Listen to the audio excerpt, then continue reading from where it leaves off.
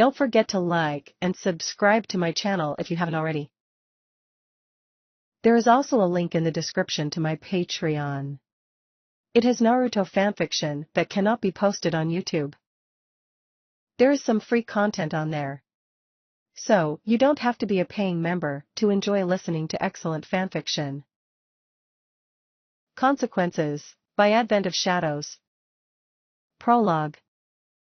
With pure determination in his eyes, Naruto leapt from tree branch to tree branch. Though he was not using the Nine Tails Chakra mode or Sage mode at that time, he knew exactly where he needed to head to in order to get off of the island where he had been training with Killer Bee. I can't believe Granny Tsunade tried to keep me there, Naruto thought as he glanced down at the note that he held in his left hand. It had been slipped under the metal plate of his forward protector by Iruka after it had fallen off. I'll end this war myself, Naruto promised himself in a whisper. Will you now? As soon as the foreign words were spoken, Naruto stopped himself and entered his Nine Tails Chakra mode. The instant that he did, he sensed a malevolent chakra that Kisame's paled in comparison to. Spinning around, Naruto spoke the name of the man before him, Madara Uchiha. He involuntarily snarled the moment after he spoke the man's name. He saw the change in appearance. More specifically, he saw the Rinnegan in Madara's formerly covered eye. Oh, do you like it? I decided to take back what's mine, Madara said with a chuckle. That's actually what I'm doing now. You can tame my old pet, and I'd like it back. Fuck you, Naruto said as he dashed forward with the incredible speed that he possessed in that form.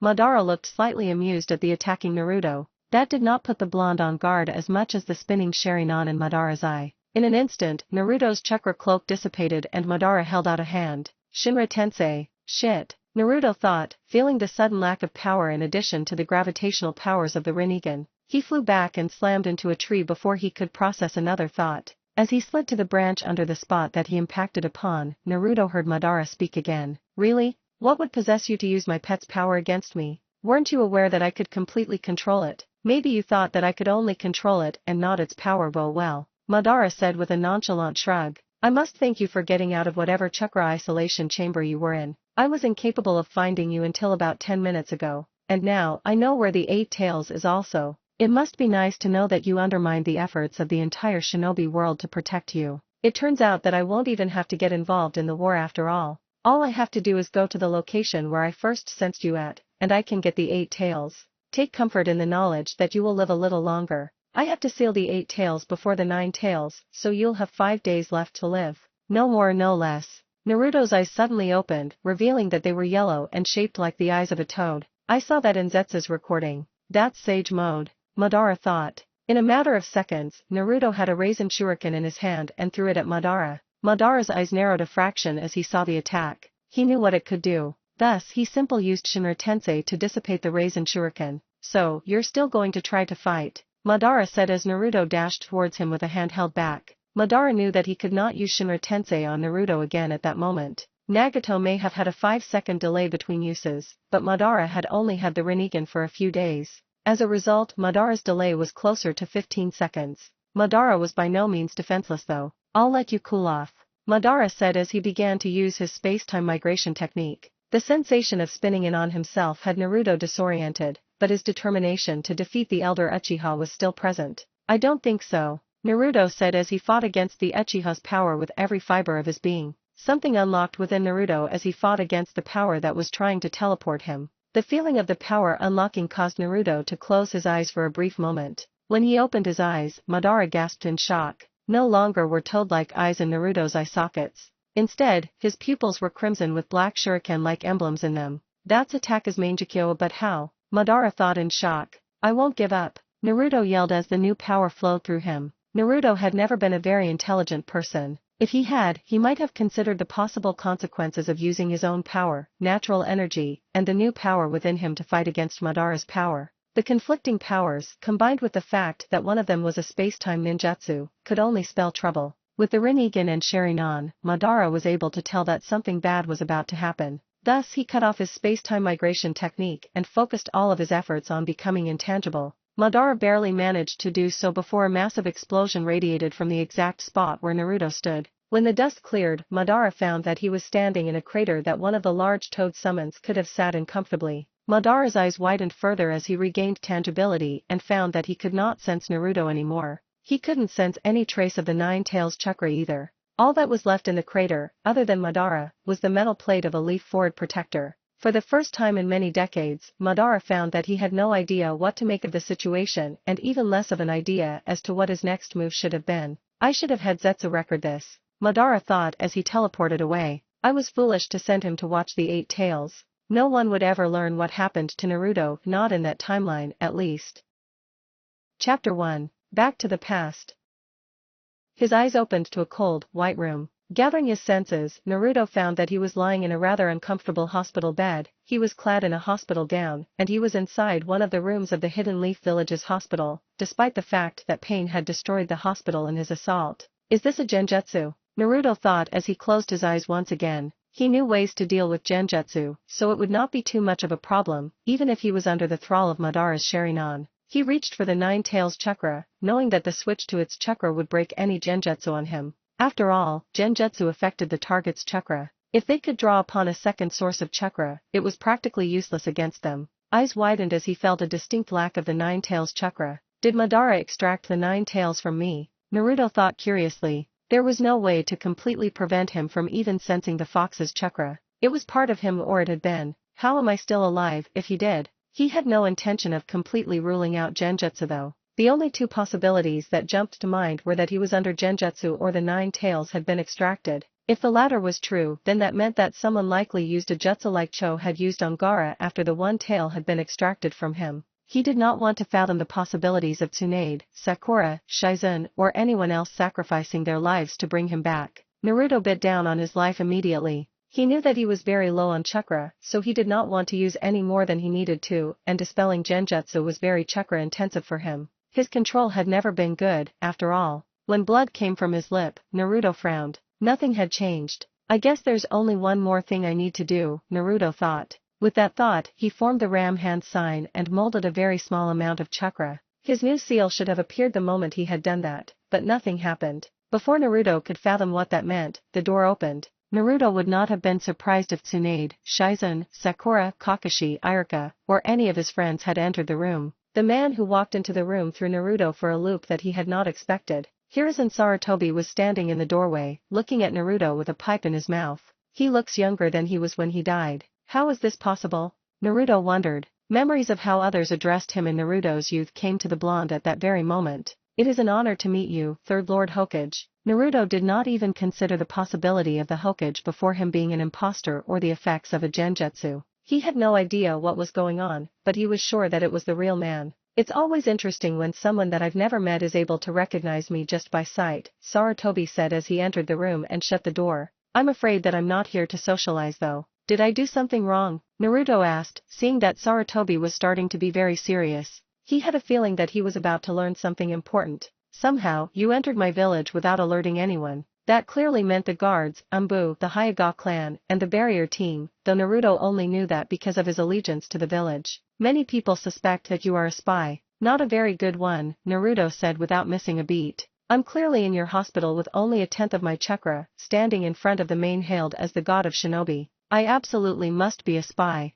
am I right? Sarutobi actually smiled in response to that. One could argue that you hope to gain my trust. One could argue that you could have had my mind read while I was out of it, Naruto countered. One could argue that the entire shinobi world knows that I wouldn't do that, Sarutobi replied. I'm not going to argue about this, Naruto said. He really did not want to argue with the man that he considered his grandfather in his youth. You can say I'm a spy and imprison me, or you can choose not to. Trust me when I saw I'd make a horrible spy though. I'm not that good at concealing my chakra, and I have even more chakra than most jonin. I'd stand out. Sarutobi seemed to consider that. After a few minutes, he asked, did you say that you're only at 10% of your chakra? He sounded skeptical. That's right, Naruto said, nodding in agreement. Actually, I'm probably closer to 8%. I'm not that good with math.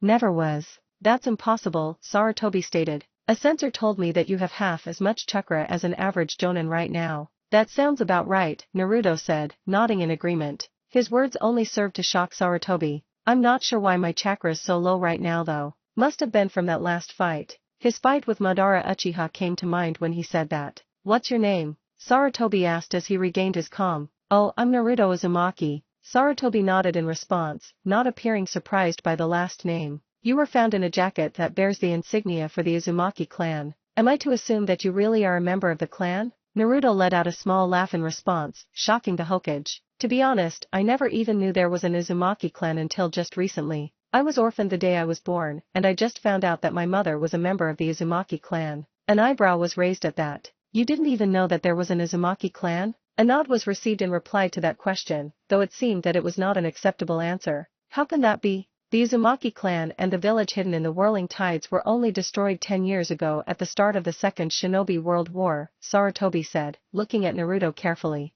How could you not know of a clan as famous as the Uzumaki clan? Where have you been? Hiding under a rock? Nagato said the Second Shinobi World War was started by the Hidden Leaf Village. Maybe they started it after the village hidden in the whirling tides was destroyed, Naruto thought. But if what he just told me is true, then I'm in the past. Is it even possible to travel back in time? And if it is, then I must be a year before the start of the Third Shinobi World War. Damn it. I need answers. He knew that he could not get them soon at all, though. Civilians don't talk about shinobi clans often. When they do, they talk about Uchiha or Hyuga, not Uzumaki, Naruto replied, careful not to lie. He knew that Hiruzen Sarutobi would spot a lie even faster than a Hyuga. I'm only a ninja if a ninja is someone who uses ninjutsu. That was completely true. If he was in the past, then he certainly wouldn't be a leaf ninja unless he attempted to join them. Is it really that hard to believe I never heard of them? Sarutobi sighed upon hearing Naruto's words. He was unable to detect any lies, though he could see that there was more to the story than Naruto was revealing. That was to be expected though. He's a ninja if I ever saw one, but I believe that he's telling the truth about not being a formal ninja, Sarutobi thought. I'll give you the benefit of the doubt in regards to your backstory, Sarutobi said with another sigh. You must understand that your sudden appearance is still alarming though. How is that? Naruto asked, curiosity piqued. Well, you appeared inside my village without alerting anyone, and then I find that you are a distant relative of the Senju clan of the forest, the clan that my sensei was a part of. Furthermore, you are suffering from a mild case of chakra exhaustion and your body seems to have gone through a great level of strain lately. The medics actually ordered that you be watched over after your release. Unlike Naruto, Sarutobi was capable of lying without arousing a hint of suspicion. The god of shinobi could lie to an Uchiha and a Hyuga at the same time, all the while proclaiming that he was the sage of six paths and could shatter mountains with a clicking of his tongue. He was simply that good. Oh, I see, Naruto said, clearly caught off guard. You will be released in an hour, actually, Sarutobi said, surprising Naruto once more. I will arrange for a couple Chunin to give you a tour of the village at that time. Once the tour is finished, you will be brought to my office to meet the Chunin that I am assigning to watch over you. Hopefully we will be able to figure out how you appeared in the village by the time you are at 100%. Naruto nodded slowly with a hint of reluctance in the motion. What will happen when I am at 100% and have figured out how I got here? Sarutobi walked towards the window of the hospital room before he answered the question. If it is determined that you are not a spy and your answer is acceptable, you will be allowed to leave.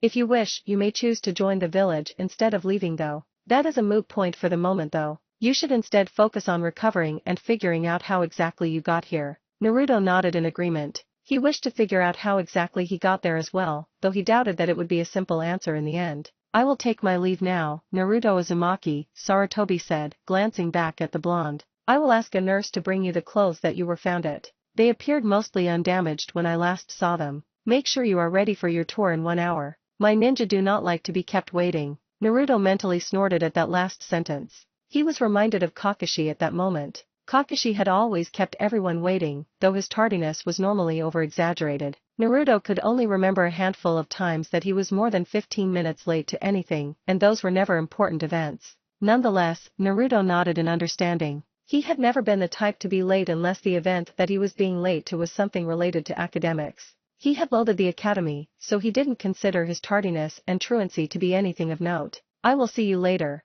Sarutobi said as he turned and left the hospital room. By the look on the Hokage's face, Naruto was capable of determining that he was confused. The prospect of the man called the professor being confused was quite hilarious to Naruto. Once the door shut, Naruto exhaled in relief and thought back over everything that the Hokage had said. So the Second Shinobi World War ended 4 years ago. That means that the Third Shinobi World War will begin in a year. Kakashi-sensei's father will commit suicide in 3 years, and one will be born in 9 years. Wow, this is pretty fucked up, Naruto thought. Yes. Naruto would often use those last words to describe what had happened for years to come. Chapter 2, Uzumaki. Naruto was thankful for the hour between Hiruzen Sarutobi's departure and the arrival of the Chunin that were to give him a tour. When he had spoken with Sarutobi, Naruto had been disoriented from everything that had happened. If he had been told that he had 17 children, he probably would have taken it in stride without a single worry. That disorientation had worn off, though, and Naruto was trying to figure out what exactly was going on. He had never considered the possibility that time travel was real. Nonetheless, he was in the past. Before Naruto could process that train of thoughts, two shinobi entered the room. Naruto's eyes widened considerably as he recognized the two shinobi. The first one was Shikaka Nara, and he looked just like Shikamaru had the last time Naruto saw him, even down to the attire. Unlike Shikamaru, Shikaka had a single scar on his face already though. The second one was Inoichi Yamanaka, and he looked like a slightly older, male version of Ino. He wore a black forward protector, a solid black outfit, light gray arm guards that covered his forearms and the backs of his hands, and an open red vest. "Are you Naruto Uzumaki?" Inoichi asked. "Yeah, that's my name," Naruto replied, nodding in response unconsciously. "You're a Yamanaka, aren't you?" Inoichi smiled at that question. "I suppose we do look rather distinctive, don't we?" "Not as much as the Nara," Naruto remarked, looking towards Shikaka. He was mentally sweating at that moment. Shikaka was said to be the smartest man in the Hidden Leaf Village in Naruto's time. If anyone could figure out that something was truly unusual about Naruto, it was Shikaka. "I just know you're going to be troublesome. Blondes always are," Shikaka said with a yawn. "We should introduce ourselves nonetheless though. I'm Shikaka Nara, the 15th heir of the Nara clan. And I'm Inoichi Yamanaka, the 15th heir of the Yamanaka clan," Inoichi said, ignoring his friend's earlier comment about blondes. "It's nice to meet you guys," Naruto said as he rose to his meet. "I'm ready for this tour if you guys are." "Let's go then," Inoichi said. With that, Inoichi and Shikaka led Naruto out of his hospital room to begin his tour. As it turned out, the tour was much needed. After all, the village had apparently changed greatly as a result of the Nine Tails attack on the village. The Uchiha clan's compound was located in a completely different place as well.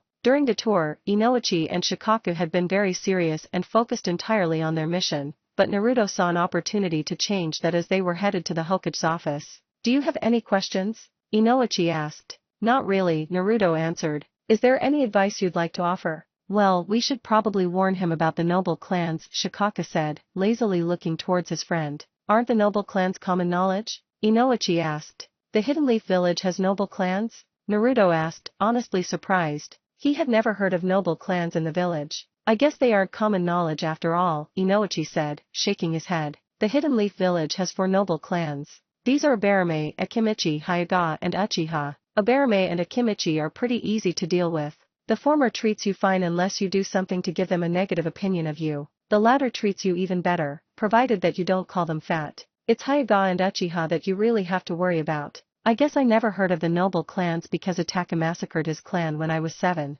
I doubt most people would want to talk about the noble clans too soon after one of them was killed to the child," Naruto thought. "The best advice you can take in regards to Hyuga is to avoid them when you can, never try to use stealth around one, never fight one using taijutsu, and be respectful," Shikaka said, thinking about the few Hyuga he actually knew on a personal level. "There's even less advice for Uchiha. Avoid them if you can, don't look them in the eyes, and don't let them see you use ninjutsu." Naruto nodded in understanding at most of the things Shikaka said. He had fought Neji using taijutsu, and he knew the power of the Sharingan. He had no intention of reliving his past mistakes. "Here we are," Inoichi said as they arrived in front of the door to the Hokage's office. "Good luck." With that, Inoichi and Shikaka left Naruto alone, and the blonde opened the door. When Naruto saw what was inside the room, he nearly froze. Hiruzen Sarutobi was sitting behind his desk as expected, but a 14-year-old Kushina Uzumaki was sitting in a chair next to the desk as well. Looking at the situation carefully, Naruto could understand why the third Hokage would have Kushina Uzumaki there. Though he was not exactly the most intelligent person around, he could see something that was that obvious. Kushina was the only Uzumaki in the village. Naruto was an Uzumaki. He definitely doesn't trust me, Naruto thought. He's trying to make it look like I'm not being watched. After all, someone who appears to be a distant relative of mine could easily want to look after me. "You're just on time," Sarutobi said as he gestured towards Naruto. "Come in." Kushina turned to look at him immediately and Naruto was able to get a good look at her. Though she was easily recognizable as a younger version of the woman Naruto met in his mindscape, she was dressed quite differently. She wore dark blue sandals, black stockings that went to her thighs, a dark blue skirt, a white kimono with dark blue trim, a wide dark blue obi, and a dark blue banded forward protector. "He can't be an Uzumaki," Kushina said immediately. "His hair isn't red. Everyone knows the Uzumaki clan has red hair." We did a blood test when he was out. He has the genetic markers of the Uzumaki clan. One of his parents probably had blonde hair, Sarutobi responded without missing a beat.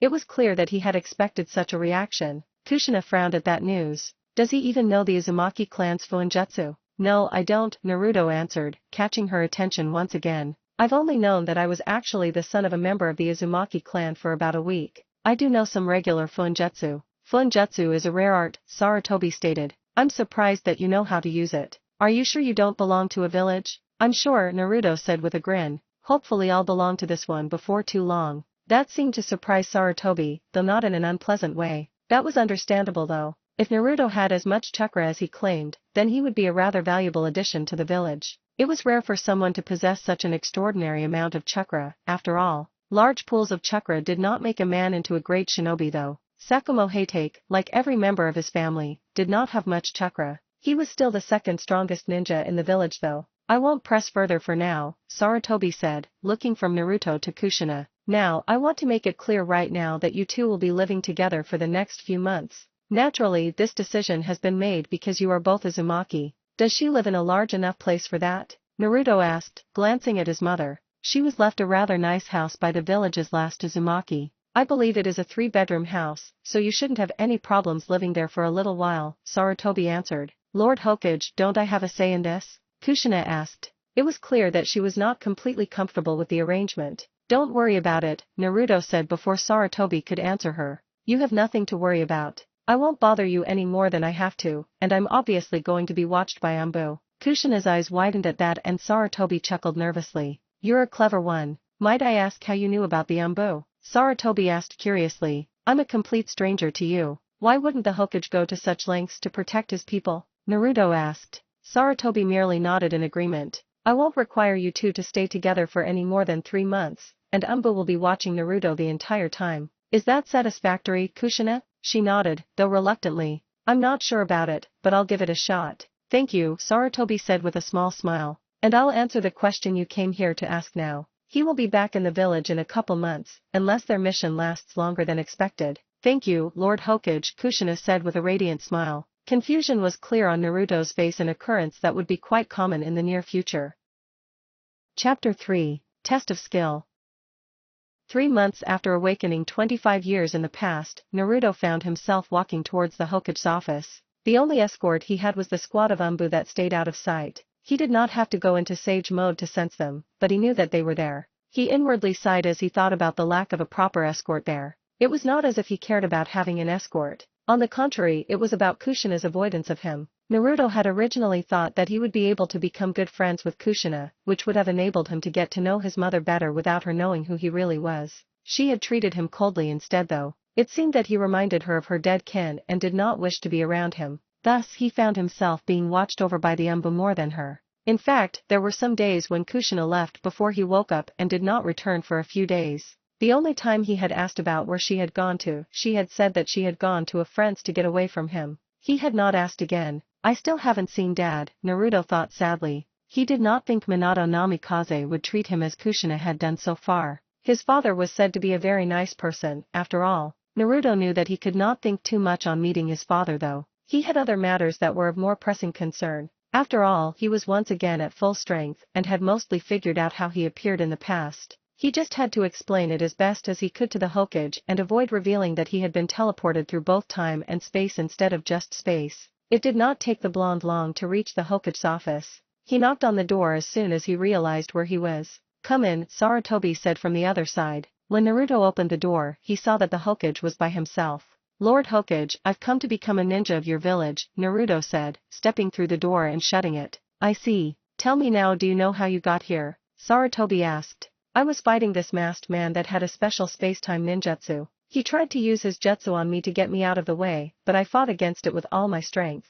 I'm guessing I used up most of my chakra fighting it, Naruto answered, looking the Hokage straight in the eyes. That's plausible, Sarutobi said carefully. He could tell that the blonde was not lying to him, but a lie could only be told if Naruto believed someone other than he spoke. A man could say that 2 + 2 = 35, and it would only be registered as a lie if the man believed differently. That was what made believing Naruto risky. I'll permit you to fight one of my shinobi as a means of testing your ability. If you win, you'll become a Chunin. If you lose, you'll become a Genin. Regardless, you will be under a 6-month probation where you will not be allowed to do any missions above the rank of C. Naruto reluctantly nodded in acceptance of those terms. Who will I be fighting? Is there anyone in particular you'd like to fight? Sarutobi asked, though it was uncertain as to whether he would take the opinion under consideration or not. I've heard that Lord Jiraiya of the Sunin has an apprentice. Would I be allowed to fight him? Naruto asked. He had seen his chance to meet his father, and he was hoping that the idea would appeal to the Hokage. I don't know about that, Sarutobi said as he lifted a file from his desk and opened it. The boy you speak of is Minato Namikaze. He is among the most skilled Chunin in the village. Do you really want to risk becoming a genin? I won't lose, Naruto said with fierce determination in his eyes. Please let me fight him. Sarutobi closed the file and looked at Naruto carefully. Are you aware that Minato Namikaze has become involved in a romantic relationship with Kushina Uzumaki in the past 6 months? No, I didn't know that, Naruto replied. The look on his face revealed his surprise. How does that concern me? How do you suppose she will look at you if you manage to defeat him? Sarutobi asked. I don't care, Naruto answered matter-of-factly. She can hold a grudge against me as long as she wants. She's already started, so why should I try to stop her now? Sarutobi nodded after a few moments and said, I will arrange this little fight. It will take place in 1 hour. Be at the front gates at that time. I'll show you to the training grounds from there. Thank you, Lord Hokage, Naruto said with a short bow. On that note, their meeting ended with the Hokage arranging the fight and Naruto going to prepare. An hour and 15 minutes later, Naruto was at the third training ground, the place where Kakashi had given him the bell test when he was 12 and when he was 15. Standing off to the side was Hiruzen, Sarutobi, Jiraiya and Kushina. Naruto's focus was on the blonde in front of him though. Clad in blue sandals, blue pants, a mesh shirt, a white jacket with blue stripes down the sleeves, and a blue banded forehead protector was Minato Namikaze. Only 3 months of being around his mother and the fathers of Team 10 allowed Naruto to appear indifferent in the presence of his father and his godfather. Still, it took every ounce of willpower he had not to run up to one of them and give them a hug, which would have freaked them out. Sarutobi-sensei, are you sure this is a good idea? Jiraiya suddenly asked. As I understand it, the rules permit them from using any jutsu, and the jutsu that Minato just completed during his last mission isn't something most people can defend against. He's already created the Raise-Non. He's only 14, Naruto thought in shock. There was no other jutsu that Jiraiya could be talking about. Of that he was certain. I want to fight him, Minato suddenly said, looking Naruto over carefully. I can tell he's strong. Minato, you don't need to, Kushina began. Yes, I do, Minato interjected. Can't you sense it? His chakra he had more than Jiraiya-sensei, and he's only 2 years older than us. I need to test myself. There's no way he can't have more chakra than one of the Sunin, Kushina said, looking from Naruto to Jiraiya. Can we start this or are we going to have a talk-off? Naruto asked, feigning boredom. What's a talk-off? Minato asked inquisitively. No fucking clue, Naruto answered. I figured you'd know. You're the one that's just talking to the people who are supposed to watch us. Begin then, Sarutobi said, catching Naruto's not-so-subtle hints. The instant that Sarutobi spoke those words, Minato disappeared from sight. Naruto quickly jumped back, barely dodging Minato's kick as he reappeared in front of the spot where Naruto had been standing. You're fast, Naruto commented. Minato's eyes narrowed at that. He was more than a little surprised that Naruto had managed to dodge his attack. It appeared that his movements had been read, which was a first for Minato. Curious as to whether it was a fluke, Minato channeled chakra into his legs and dashed towards Naruto with even greater speed than he had used before. When he neared the older blonde, he threw a punch at his face. When Naruto did not even both to move, Minato suspected that it had been a mere fluke earlier, but then Naruto's left arm formed a guard between them. That did not stop Minato from attacking with his punch though. Much to Minato's shock, Naruto was able to block the punch with his raised left arm and grab the younger blonde's mesh shirt with his right hand. Using Minato's hesitation to his advantage, Naruto used his left hand to grab Minato's right forearm. With a simple twist of his body, he threw Minato off of his feet and slammed him to the ground. Seconds after Minato slammed into the ground, Naruto landed on top of him, driving his knee into the younger boy's stomach. How did he do that? Kushina asked, catching Naruto's attention. The momentary distraction allowed Minato to push Naruto off of him and roll away. Rising to his feet, his breathing was heavy. You know how to fight someone faster than you. There was no question in Minato's words. I've never fought anyone who could do that. Blocking my punch with a single arm, that's insane. Naruto smiled as he thought back to Rock Lee. He had learned that maneuver from the taijutsu specialist in his time. He could always trust Lee to figure out how to deal with a fast opponent. The way you slammed me to the ground. I've never met anyone your age that was that strong, Minato said as he finally caught his breath. I'm not fighting you in taijutsu anymore. You're too dangerous in such a fight. Do you really want to do that? You know how much chakra I have, Naruto said, slightly uneasy about the thoughts of a ninjutsu battle. He already knew that most of his techniques were out of the question. It was not as if he could use the Rasengan, after all. Without saying a word, Minato's hand flew to his shuriken pouch and snapped towards Naruto. 3 lightning-charged shuriken flew at Naruto, who quickly defended with 3 wind-enhanced shuriken. He's a wind type, Minato noted as he saw the shuriken he threw fly away from Naruto. Naruto's shuriken had cut halfway through Minato's. Minato's hands quickly formed the hand signs of boar, ram, snake, horse, and dragon before he thrust them forward, palms open. A torrent of lightning flowed from his hands towards Naruto. Shit! What am I supposed to do? Naruto thought as his hands formed his signature hand sign. Before the lightning could reach Naruto, 25 shadow clones appeared in front of the older blonde, taking the full impact of the jutsu. Seeing that his desperate gambit worked, Naruto withdrew a kunai from the holster behind his shuriken holster and threw it through the one of his clones.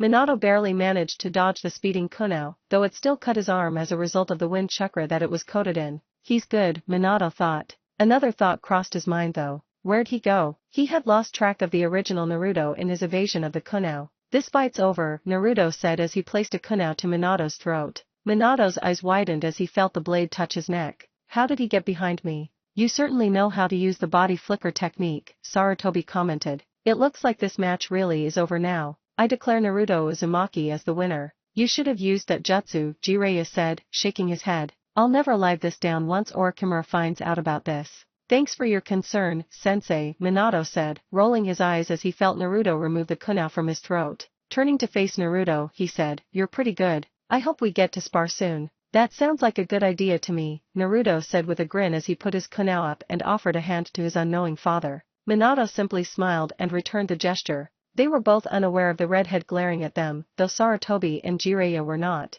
If you will come with me, I'll make your entry in the Shinobi Corps official and explain the probation that you will be placed on as a foreign-trained shinobi, Sarutobi said, catching Naruto's attention. With that, Naruto and Minato broke their handshake and the former followed Hiruzen Sarutobi away from the training grounds. Chapter 4. War.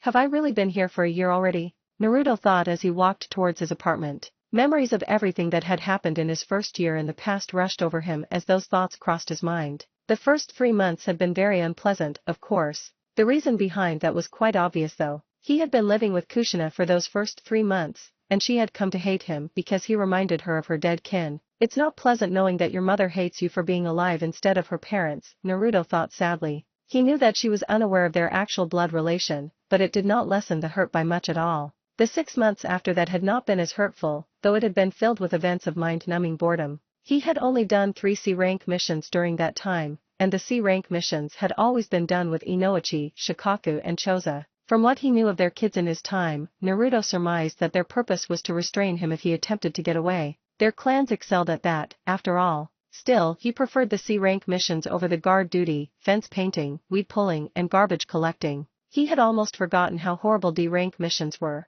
Thank the stars that Tora's not alive yet, Naruto thought as the image of the feudal lord's wife's cat came to mind. The last 3 months had been a great deal better though. With his probation at its end, Naruto had been allowed full access to the training grounds and ninja library, and he had been allowed to do C and B ranked missions. Naruto could not help but grin at the look on Sarutobi's face when he requested that Inoichi, Shikaku and Choza accompany him on every mission that he did. He mainly did it to fuck with the old man's mind, but he had to admit that they were all pleasant individuals, and he knew their abilities well from his time with their children in the future. Still, he would never have claimed to be friends with them. They were hesitant to trust him completely still. They're different than they were in my time, Naruto mused. I suppose the Third Shinobi World War, the Nine Tails attack, and having children changed them. Naruto was broken from his musing as he reached his apartment, which was coincidentally located in the same building as the apartment that he had lived in before the Hidden Leaf Village was destroyed in his time. He had been unable to obtain the same apartment though. As he opened the door, his eyes narrowed.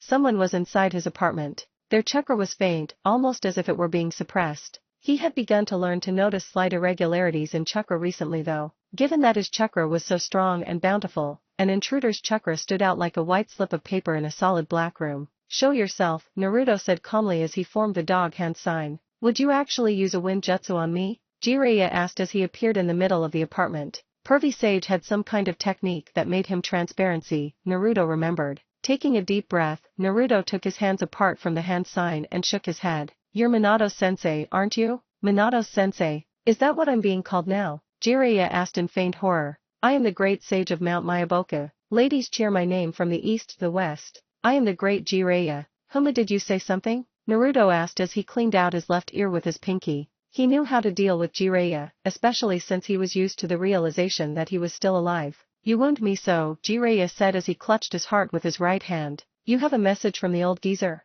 Naruto asked, not paying attention too closely to his words. I bet Sarutobi-sensei's going to love hearing that, Jiraiya countered. Realizing what he said, Naruto frowned for a few seconds before he simply shrugged. Perhaps I was talking about someone completely different. Regardless, you're the one who suggested that I was talking about the Hokage. I'll make sure to tell him you think he's an old geezer too. Jiraiya busted up laughing at that. Once he calmed down, a grin was plastered upon his face. You're good, Uzumaki, but yeah, Sarutobi-sensei asked me to inform you that he needs a private meeting with you. I was headed out to see Minato, so I figured I'd stop by your apartment to deliver the message first. I was wondering why one of the Sannin was delivering a message, Naruto said as he nodded his head in understanding. How did you recognize that hand sign as the start of a wind jutsu though? Jiraiya laughed at that question. Everyone knows that the dog hand sign is mainly used for wind jutsu. There's also the fact that Minato talks about how skilled you are with wind jutsu. I heard you've added a handful of wind jutsu to your arsenal in the last 3 months.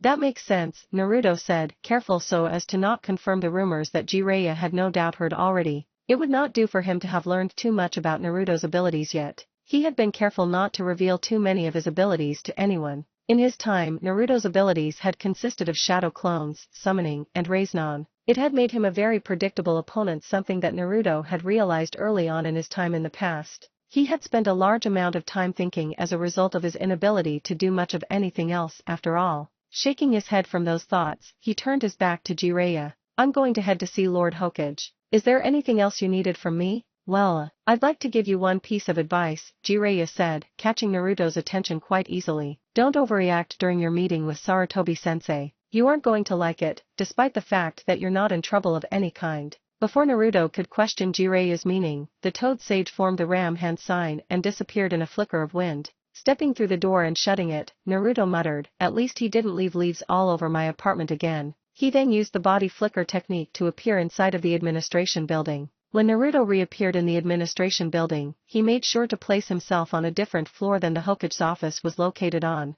Appearing on the same floor had a tendency to make Umbu nervous, and nervous Umbu had a tendency to overreact. It did not matter too much though. He was easily able to reach the Hokage's office after he appeared in the building. After knocking and being granted entrance, Naruto found himself in the Hokage's office alone with the third Hokage. Shut the door and take a seat, Sarutobi said, gesturing towards the chair across the desk from him. Once Naruto did as commanded, he said, are you familiar with the current situation among the 5 great nations? I believe so, Lord Hokage, Naruto replied. Seeing that more would be appreciated, he added, the Land of Water just went through another civil war, and a young man was just named to the position of 4th Mizukage. The Land of Lightning is still recovering from the Second Shinobi World War. The Land of Wind is in a panic after the 3rd Kazekage went missing a few months ago. And the Land of Earth seems to be on the verge of instigating another war. Sarutobi nodded in agreement with those statements. The last 2 are a rather big problem, which I will be addressing to the whole village tonight. The Hidden Sand Village and the Hidden Rock Village are now at war, and the war has already spilled into the border countries.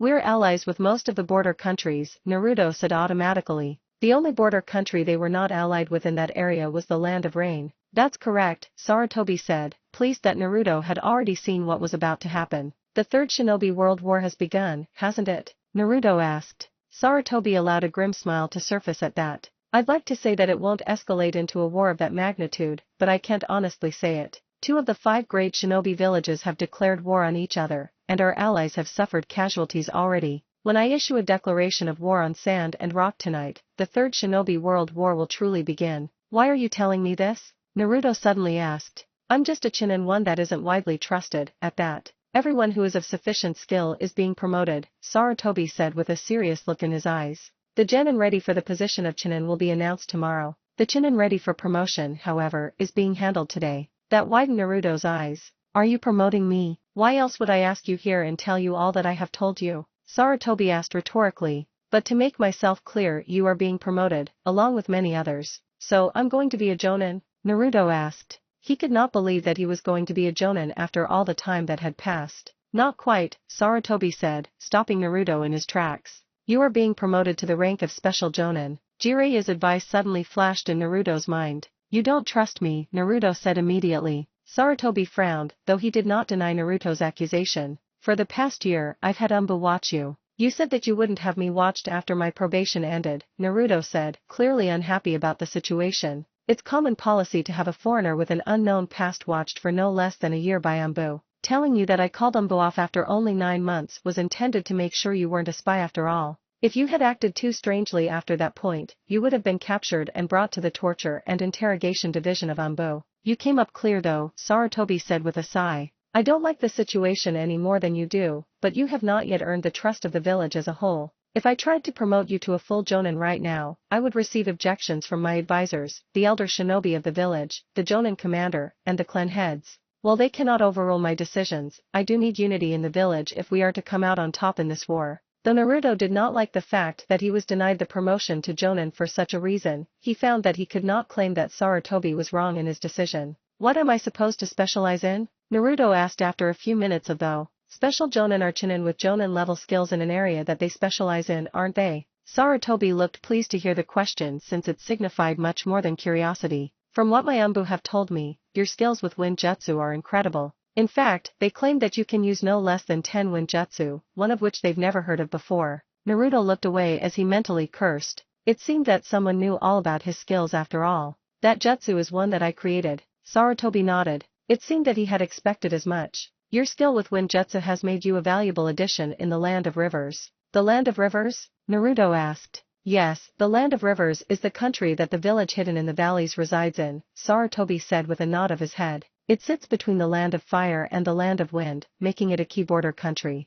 It will be one of the most important fronts of the war, at least for a little while. What are the other important fronts? Naruto asked curiously. The Land of Grass and the Land of the Waterfall are the other two most important fronts of the war at the moment, Sarutobi said, only casting a subtle glance of suspicion at the question. The most important thing that you need to keep in mind is that you will be serving under Sakamo Heitake in our main camp in the Land of Rivers. There will be 4 smaller camps. Each smaller camp will consist of 75 shinobi, while the main camp will consist of 200 shinobi. Similar but different arrangements will be set up in the other nations that we will have a shinobi force within. You're being awfully loose about details, Naruto noted. Sarutobi smiled. I'm placing a little trust in you, so don't complain. Right to forgive me, Naruto said with a small smile. Details about the running of the camp will be explained when you arrive there, Sarutobi said as interlocked his fingers. You, along with everyone else that receives notice that they will be taking part in the war, will leave the village 2 days from now at 8 in the morning. The generals of each camp are leaving a day early though, so Sakamo will be waiting for you when you arrive. So, the White Fang is my commanding officer. That'll be interesting, Naruto thought. Do you have any more questions? Sarutobi asked. Naruto thought for a moment before nodding. Was anyone else promoted that I know? Sarutobi nodded slowly. Kushina Uzumaki was offered yet another promotion to Special Jonin based on her Funjutsu skills, but she rejected it again. I'll never understand her though. He let out a nervous chuckle when he saw that Naruto was unhappy to hear about the other Uzumaki. Minato Namikaze, Inoichi Yamanaka, Shikaka Nara, and Choza Kimichi were all promoted to Jonin though. Sarutobi paused at that point, appearing to consider something. If I recall correctly, you met Shibuya on a mission last month. He just received the promotion to Jonin as well. All the way at the 3rd training ground, Jiraiya and Minato Namikaze could suddenly hear a scream, though it did not sound quite as loud as a normal scream. Must be the distance, Jiraiya mused aloud with a grin. What was that, Jiraiya-sensei? Minato asked curiously. Jiraiya looked at Minato at that point. That was Naruto learning that someone he's already beaten now outranks him. With that, Jiraiya busted up laughing, thinking about the look on the 17-year-old blonde's face at the news. He wished that he could have stayed to see it, but Sarutobi had forbidden it. Chapter 5. Deployment. It always surprises me when I see how empty your apartment is, Minato said as he entered the living room of Naruto's apartment. As he spoke, he gestured towards the blank walls and lack of decorations throughout the room. It shouldn't, Naruto said from the kitchen where he was eating his morning ramen. Should I have pictures of my wonderful time living at your girlfriend's house? Should I have pictures of my amazing 6 months of probation doing D-rank missions and the occasional? Nope, Minato said with a smile that promised he was going to burst Naruto's bubble. You should have pictures of the last 3 months as a full ninja of the village. You should have pictures of all the times we've trained together. You should have decorations to make this feel like your home. You should make your place look like it's a home and not just some place you wouldn't mind leaving at the drop of a hat. Is that your personal opinion or is it your professional opinion, Jonin Namikaze? Naruto asked, stressing the title. Both, very special Jonin Uzumaki, Minato replied, keeping the same grin on his face the entire time. Both burst out laughing at that point. They had a unique friendship. But seriously, I've come here for a reason, Minato said as his laughter reached an end. I'm going to be one of your commanding officers in the land of rivers, so I've taken personal responsibility of getting you in some more appropriate clothing. I mean seriously, you're still wearing that orange jumpsuit that they found you in. No, I'm not, Naruto said, looking at the orange jacket hanging on the wall. I paid to have more made. Good thing too since Inoichi threw the original one in the campfire one night. Minato face palmed at that moment. You are screwed up, Minato said with a sigh. But regardless, you won't be wearing orange when we leave tomorrow. General Haytake was very clear on that matter when he talked to me this morning. You spoke to Sakamo Haytake? Naruto asked in surprise. You should address him by his title. After all, he is one of the 4 shinobi that are leading our village in the war on the various fronts that we'll be fighting on, Minato said with another sigh. But enough of that. You're trying to distract me. We need to go and find you something suitable to wear. We'll be away from the village for the next 6 months, after all. 6 months? The old man didn't tell me that, Naruto thought. Fine, I'll come with you, Naruto said as he finished his ramen and deposited the cup in the trash can. Let's go.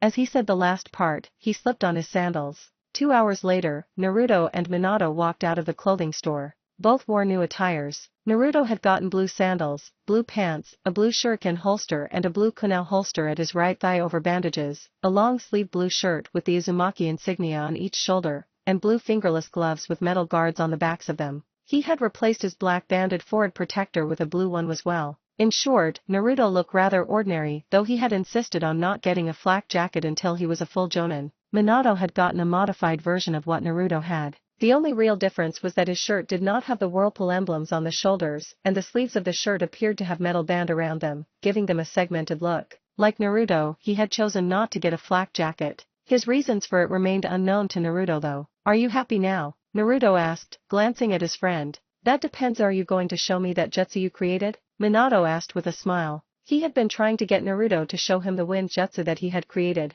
but Naruto always claimed that it was too dangerous to use on anyone that he did not wish to kill. Sure, I'll show it to you, Naruto said with a grin. Once Minato appeared to get excited, he added, I'm sure you'll see it when I use it in the war, after all. Minato deflated at that point. Don't make me kick you. Don't make me show you my secret finger jutsu again, Naruto countered, making Minato wince involuntarily at the memory of how Naruto ended one of their many spars. That's forbidden. I actually obtained a written statement by the Hokage that technique is forbidden in spars of any kind, Minato said nervously. If I wait a few days, I can write it off as friendly fire, Naruto said, making a shiver run down his friend's spine. You sir are a sick, twisted individual, Minato said before he picked up his pace. Naruto just laughed in response. Once Minato was too far ahead of him to notice anything, Naruto sighed. Naruto was still trying to figure out a way to convince Minato to teach him to use the Rasengan. All of his attempts to do so had ended in failure though. Minato did not want to teach it to anyone else yet, even with the offer of Naruto showing him all of his jutsu.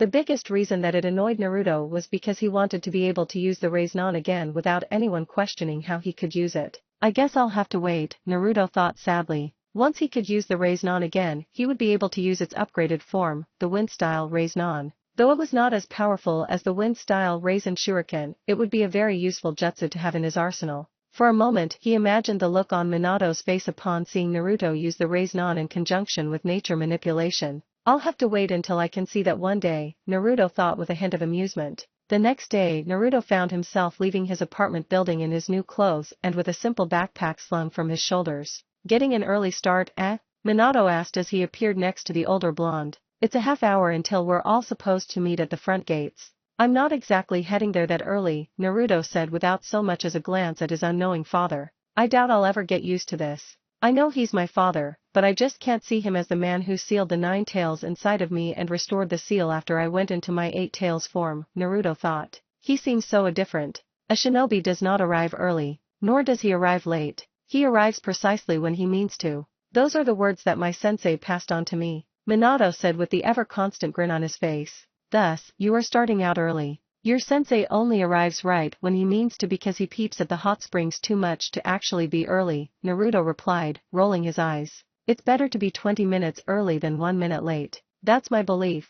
But what if you show up in the middle of a battalion of foreign ninja 20 minutes before they would have been gone from there? Minato asked. Then I kill the battalion of foreign ninja. We earn medals in war for killing people, not for showing up after a battalion of enemies are outgone, Naruto said as he clasped a hand on Minato's shoulder. You'll need to stay by my side if you want to see that jutsu, so you might want to be early too. Minato nodded with a smaller smile than normal. I'll always have your back, even if my girlfriend seems to hate you. There is no seems about it. She does hate me, Naruto said with a sigh. She's wrong about it too, Minato said, surprising Naruto. I don't normally reveal the secrets of others, but this concerns you, so I'll make an exception. Minato took a deep breath before he continued. She's told me that she hates you because she sees every one of her kin that died when the village hidden in the whirling tides fell every time she sees you. I won't deny that the deaths of her clansmen were tragic, but that happened quite a few years ago. It's not as if you were responsible for it either. You shouldn't put your relationship at risk just to stand up for me, Naruto said.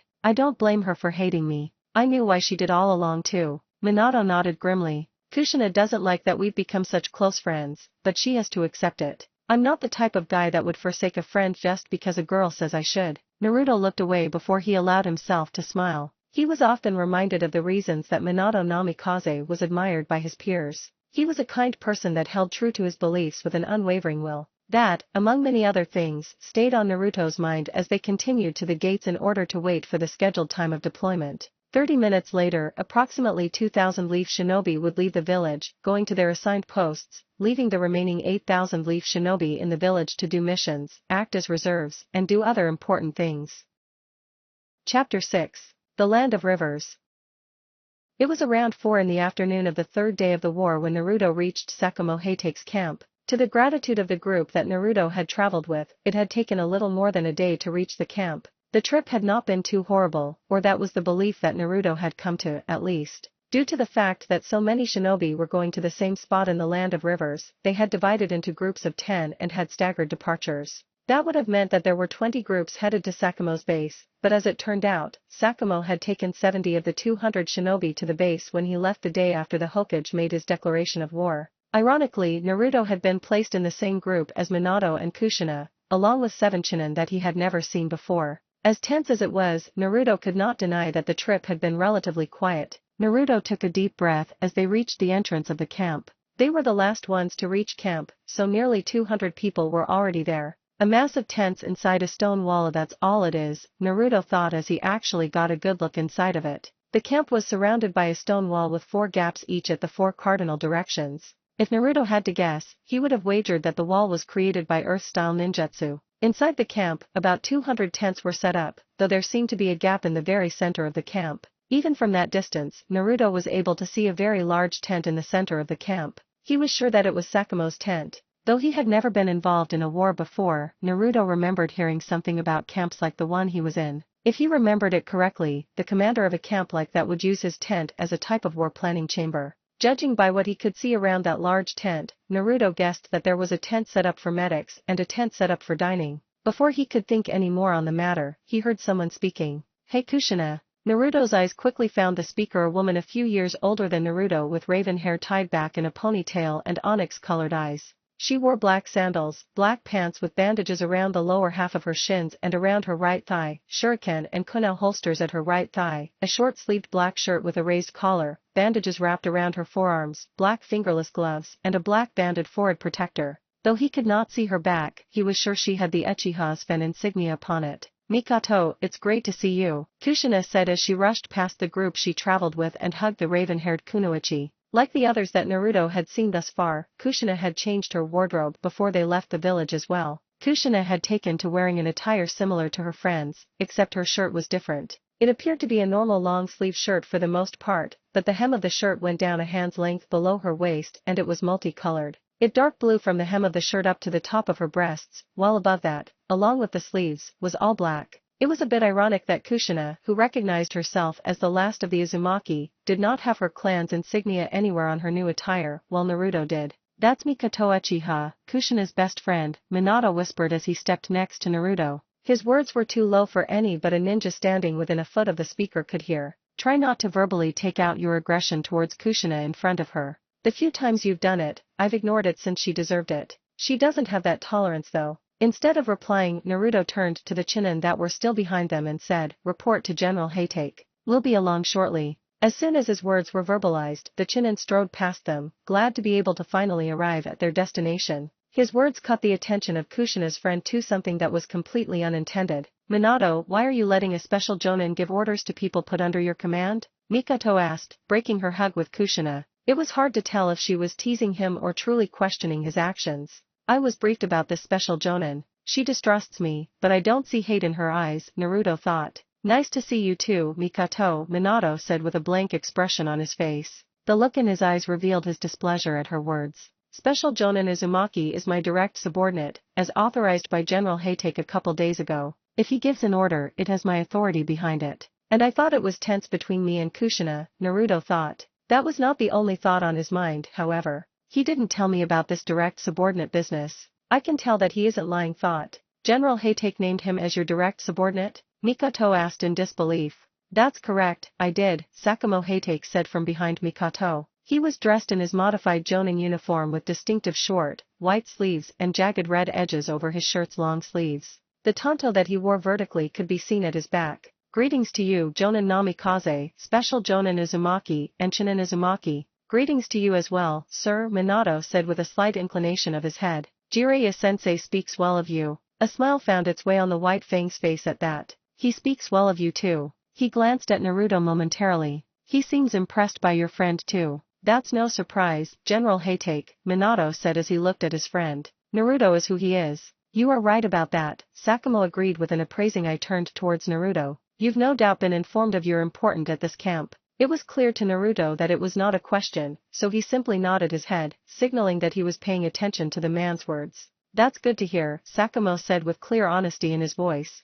"Once the fighting gets started, you'll be spending a lot of time at my side. Lord Hokage claims that you know more about wind jutsu than anyone else that I have here." "We'll be fighting puppeteers and wind users," Naruto said thoughtfully. "At least we won't have to fight them at the same time." "Of course we will have to fight them at the same time," Mikoto interrupted. "That's what war's like." "Mikoto Uchiha, please refrain from arguing with the specialist, especially when he's correct," Sakamo said with a sigh. He could already see that she distrusted Naruto more than most people did. He suspected it had to do with her friendship with Kushina. Puppeteers and wind users never fight alongside each other. It takes a single wind jutsu to destroy a handful of puppets, especially when most of the Sans wind users channel their jutsu thrown folding iron fans. Mikoto pursed her lips, displeased by the fact that her commanding officer had dismissed her words in favor of that of a special jonin. "To make things clear, Special Jonin Naruto Uzumaki is to be treated as an equal to every jonin in the camp with me as the only exception. He can only issue orders to the men under Jonin Namikaze's command, but he is not to be ordered around by anyone except for myself or Jonin Namikaze." "Those are my orders," Sakamo said, looking at Mikoto with steel in his eyes. There was no doubt in anyone's mind that Sakamo meant every word. "Now that that is taken care of, I would like to see Special Jonin Uzumaki at my tent. Mikoto can show the rest of you to your tents. That is why I sent her to meet with you when the censors detected you." "Shouldn't she have shown the Chunin that came with us to their tents then?" Minato asked, looking at his superior. "Yes, she should have," Sakamo said, glancing at her. "I'll overlook the lapse of judgment this time though. I should have expected her to get distracted. Regardless, I pointed them in the right direction." Seeing that things were getting tense again, Naruto said, "General Haytake, can we get a move on? You wish to speak to me, unless my memory's failing me." Sakamo mentally thanked Naruto for an easy exit out of the tense situation. He could easily see that something was going on, but it was clearly none of his business. Staying would make it his business. Thus, it made sense to get out of there in a hurry. "Follow me then," Sakamo said as he turned and walked away from the group, not even glancing over his shoulder to make sure that Naruto was following him. The way to Sakamo's tent had showed Naruto that the camp was set up exactly like he had thought it was.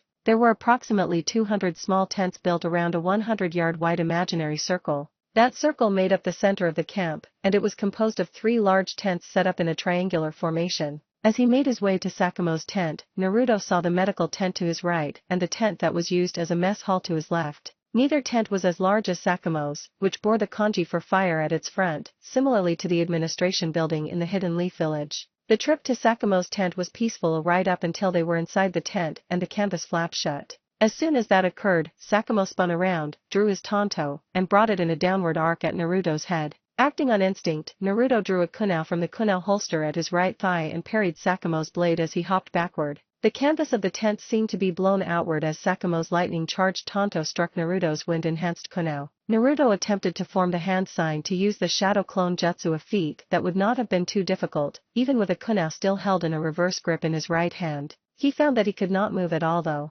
Shadow paralysis jutsu a success. The voice of Shikaka Nara was clear, making Naruto frown further. He did not think he could break such a jutsu before the next attack came. You did as well as expected, Sakamoto said as he cut the flow of chakra to his tanto and sheathed it, confusing Naruto even more. I had to test you. Being able to draw a kunai and parry my blade that quickly is quite impressive.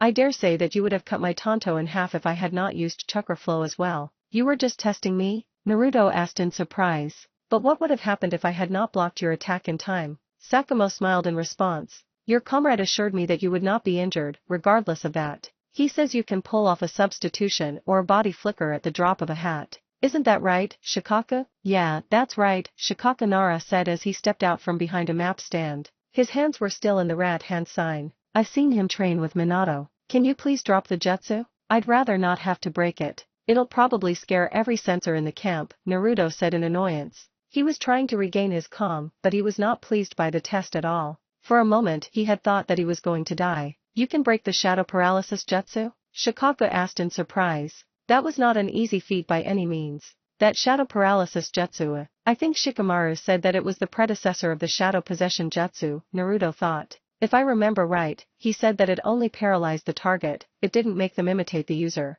I have more chakra than you can imagine, Naruto said dryly. I can produce 10 times more chakra that you have without even suffering from chakra exhaustion. It would be like trying to hold a Jinchuriki host. Unseen to the blonde, Sakamoto's eyes narrowed at the reference to Jinchuriki. That was not something that most people knew about. The only reason that Shikaka would have known about them was because the Nara clan's hidden jutsu was never to be used on them. Doing so would normally result in the Jinchuriki getting angry and killing the Nara. General Haytake, should I release the jutsu? Shikaka asked lazily. Yes, you may release the jutsu, Sakamoto said as he stepped back a bit farther. A single instant later, Naruto's kunai slashed forward in a quick arc, and he collapsed to his knees. The shadow paralysis jutsu had forced his muscles to remain tense, so he'd been unable to stop himself from such an action. With another smile, Sakamoto said, I think we're going to get along just fine. He then glanced at Shikaka and added, show him to his tent. He's probably tired, after all. A few minutes later, Sakamoto was alone in his tent, and a frown had made its way to his face.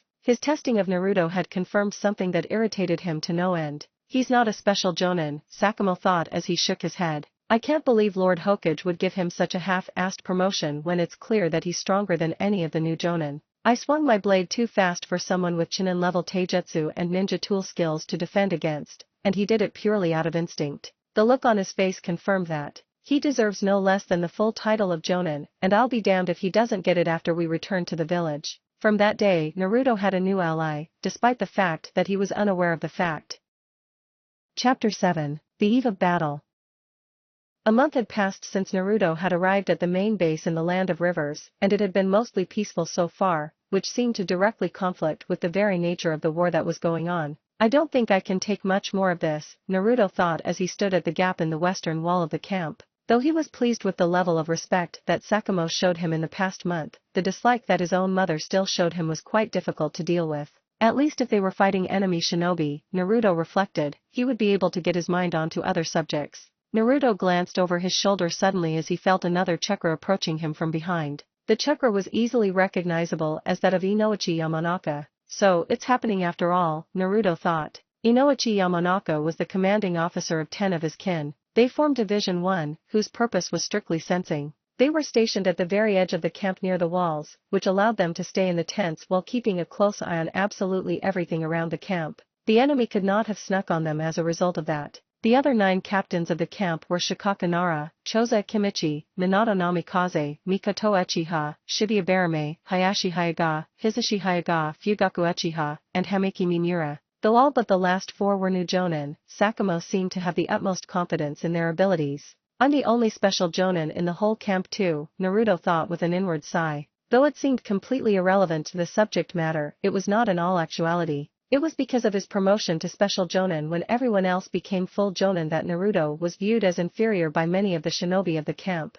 Naturally, they followed Sakamo's orders closely though. "What's the vice captain of the 4th division doing all the way out here?" Inoichi asked in a tone that was clearly good-natured. "I should ask the same thing, Captain Yamanaka," Naruto answered with a small smile as he turned to face his comrade. Like Shikaku, Inoichi's attire had not changed since Naruto had first met him. "None of that," Inoichi said with a dismissive hand gesture. "I'm here because General Haytake needs to speak with you. I'm sure you know why." "Yeah, I think I know why," Naruto said with a sigh. "What will Division 1 be doing? You guys made it clear early on that Division 1 won't serve a combative role." Inoichi nodded vigorously. "That's true, they won't take part in the fighting. That doesn't mean that they'll be sitting out the coming battle though. They'll be bringing the wounded from the battlefield back to the camp so that the few medics we have can treat them. Since I'm the only jonin among my division, I'll be fighting though." Naruto did not look too surprised to hear that. After all, Sakamo had told him that Inoichi, Shikaku, and Chozo would not be acting as captains during battle.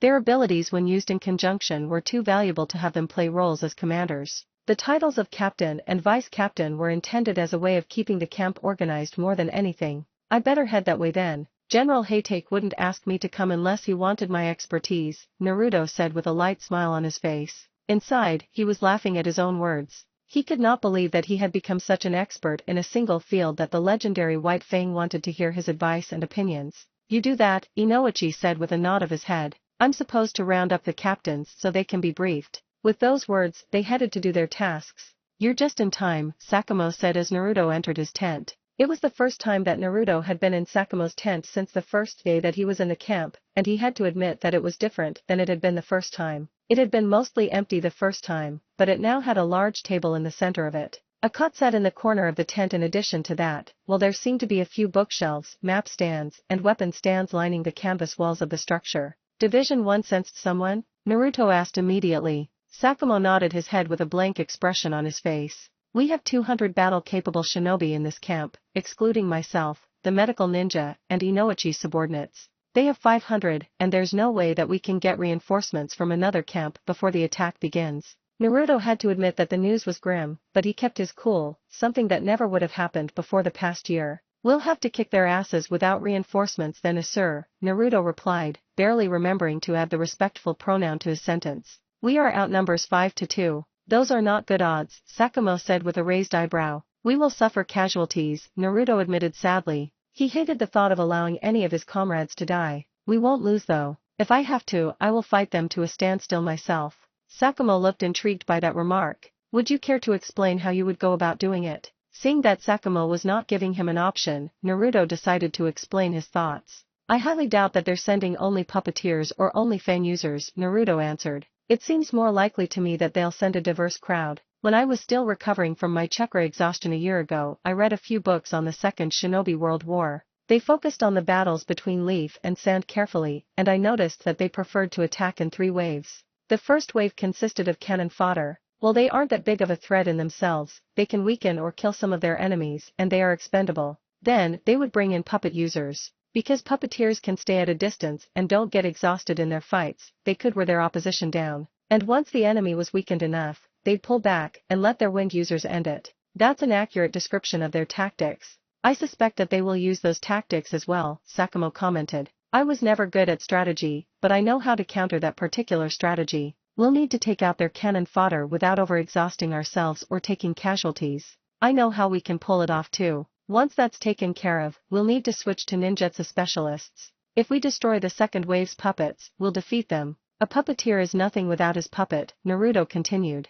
"Then, we'll have to deal with the wind users, which I have several strategies for. I'll need to get a good look at their capabilities before I can tell you which one would be the most effective though." "You're very good at passing my tests," Sakamo said with a smile. Shikaka suggested the exact same plan, though he wasn't specific on how to deal with the first wave and he completely left out the third wave since that's your specialty. Naruto smiled, unsurprised by the fact that he had just been tested. "He's going to hate my plan for dealing with the first wave." He proceeded to reveal that particular plan, which caused Sakamo to laugh.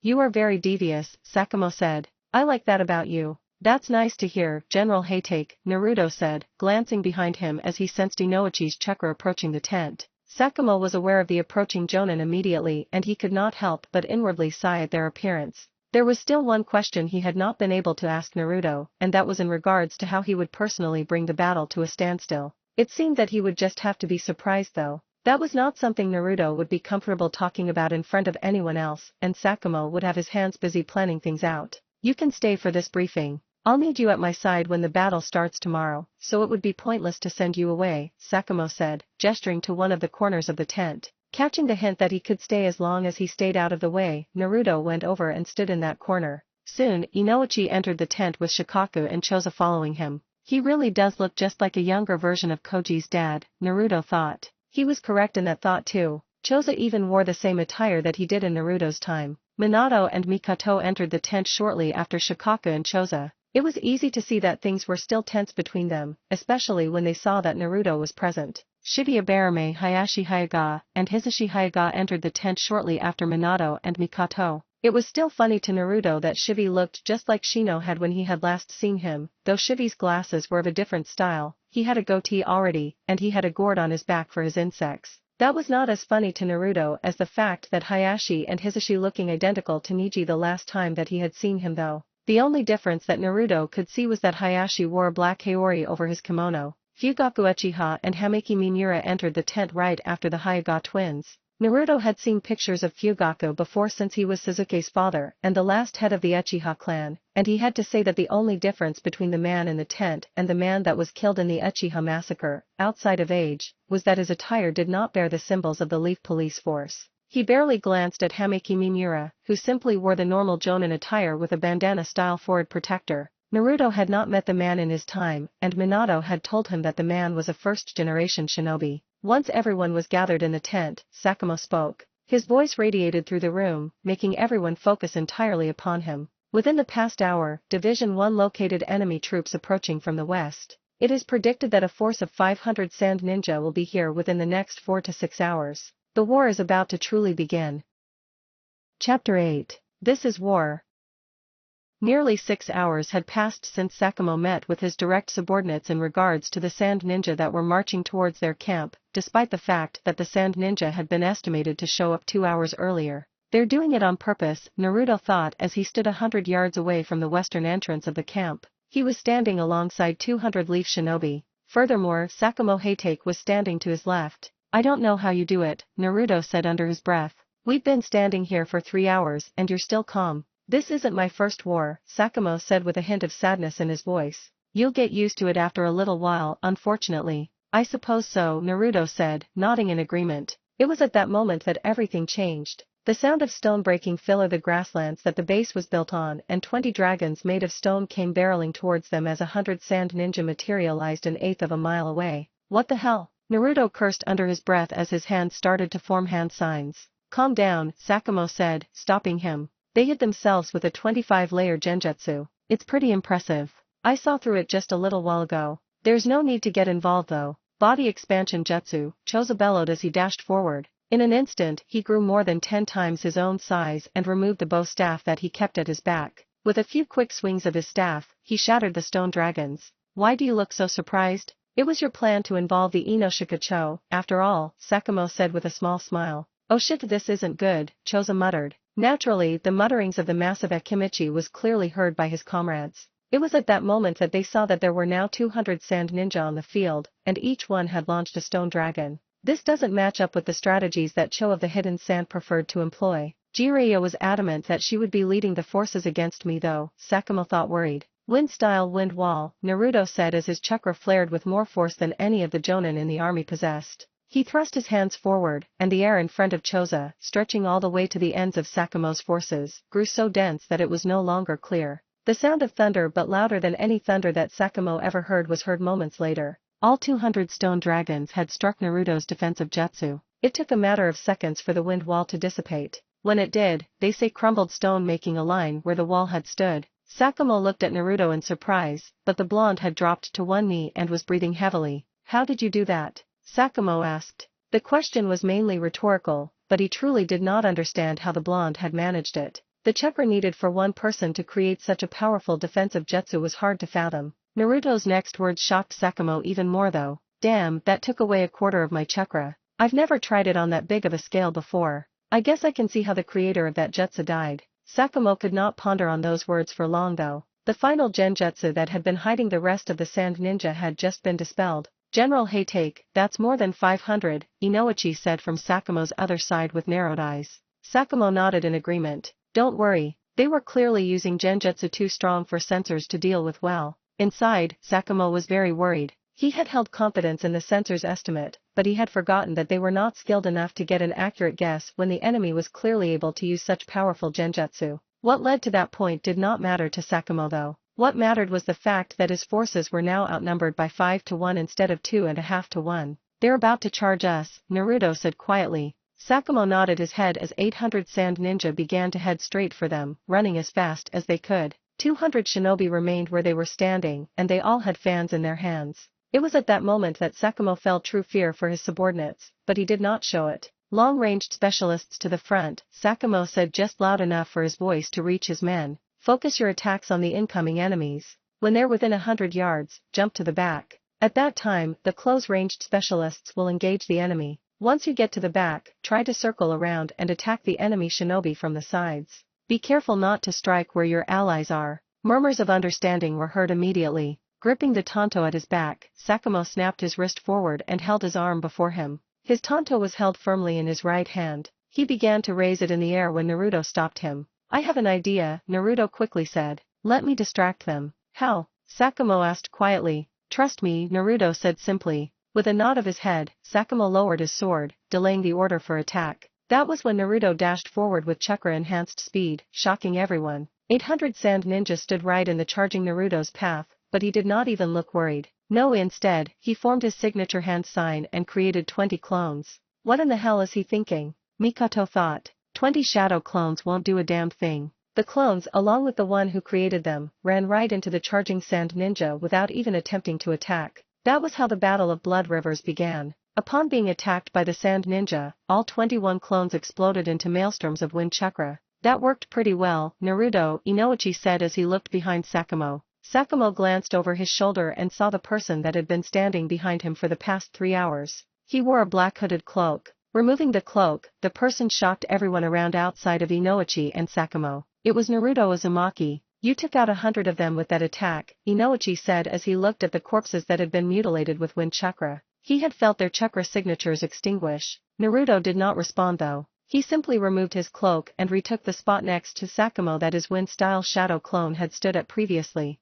That's the technique you wouldn't show me? Minato asked quietly. He was vaguely aware that Sakamoto was raising his tanto. Naruto nodded as Sakamoto yelled, attack. Roughly 50 fireballs, 25 blasts of water, 15 earth spikes, 10 blasts of lightning, and 2 blasts of wind were shot immediately. 3 more waves of such attacks were launched before the sand ninja were within range, and their numbers had been reduced by a good 300 since the battle had officially started. With the sand ninja within the correct range, the more long-distance specialists of then Leaf used the body flicker technique to appear at the back of the Leaf army. As soon the long-ranged specialists were in the back of the army, the close-ranged specialists, which included about half of the long-ranged specialists, charged forward. A battle between armies of shinobi was not as exciting as one might think. When 2 shinobi fought, they used countless ninjutsu and genjutsu, along with engaging each other in taijutsu. When 2 armies of shinobi fought, they could not always use ninjutsu or genjutsu. It had a tendency to affect a wide range of people, which made friendly fire quite easy.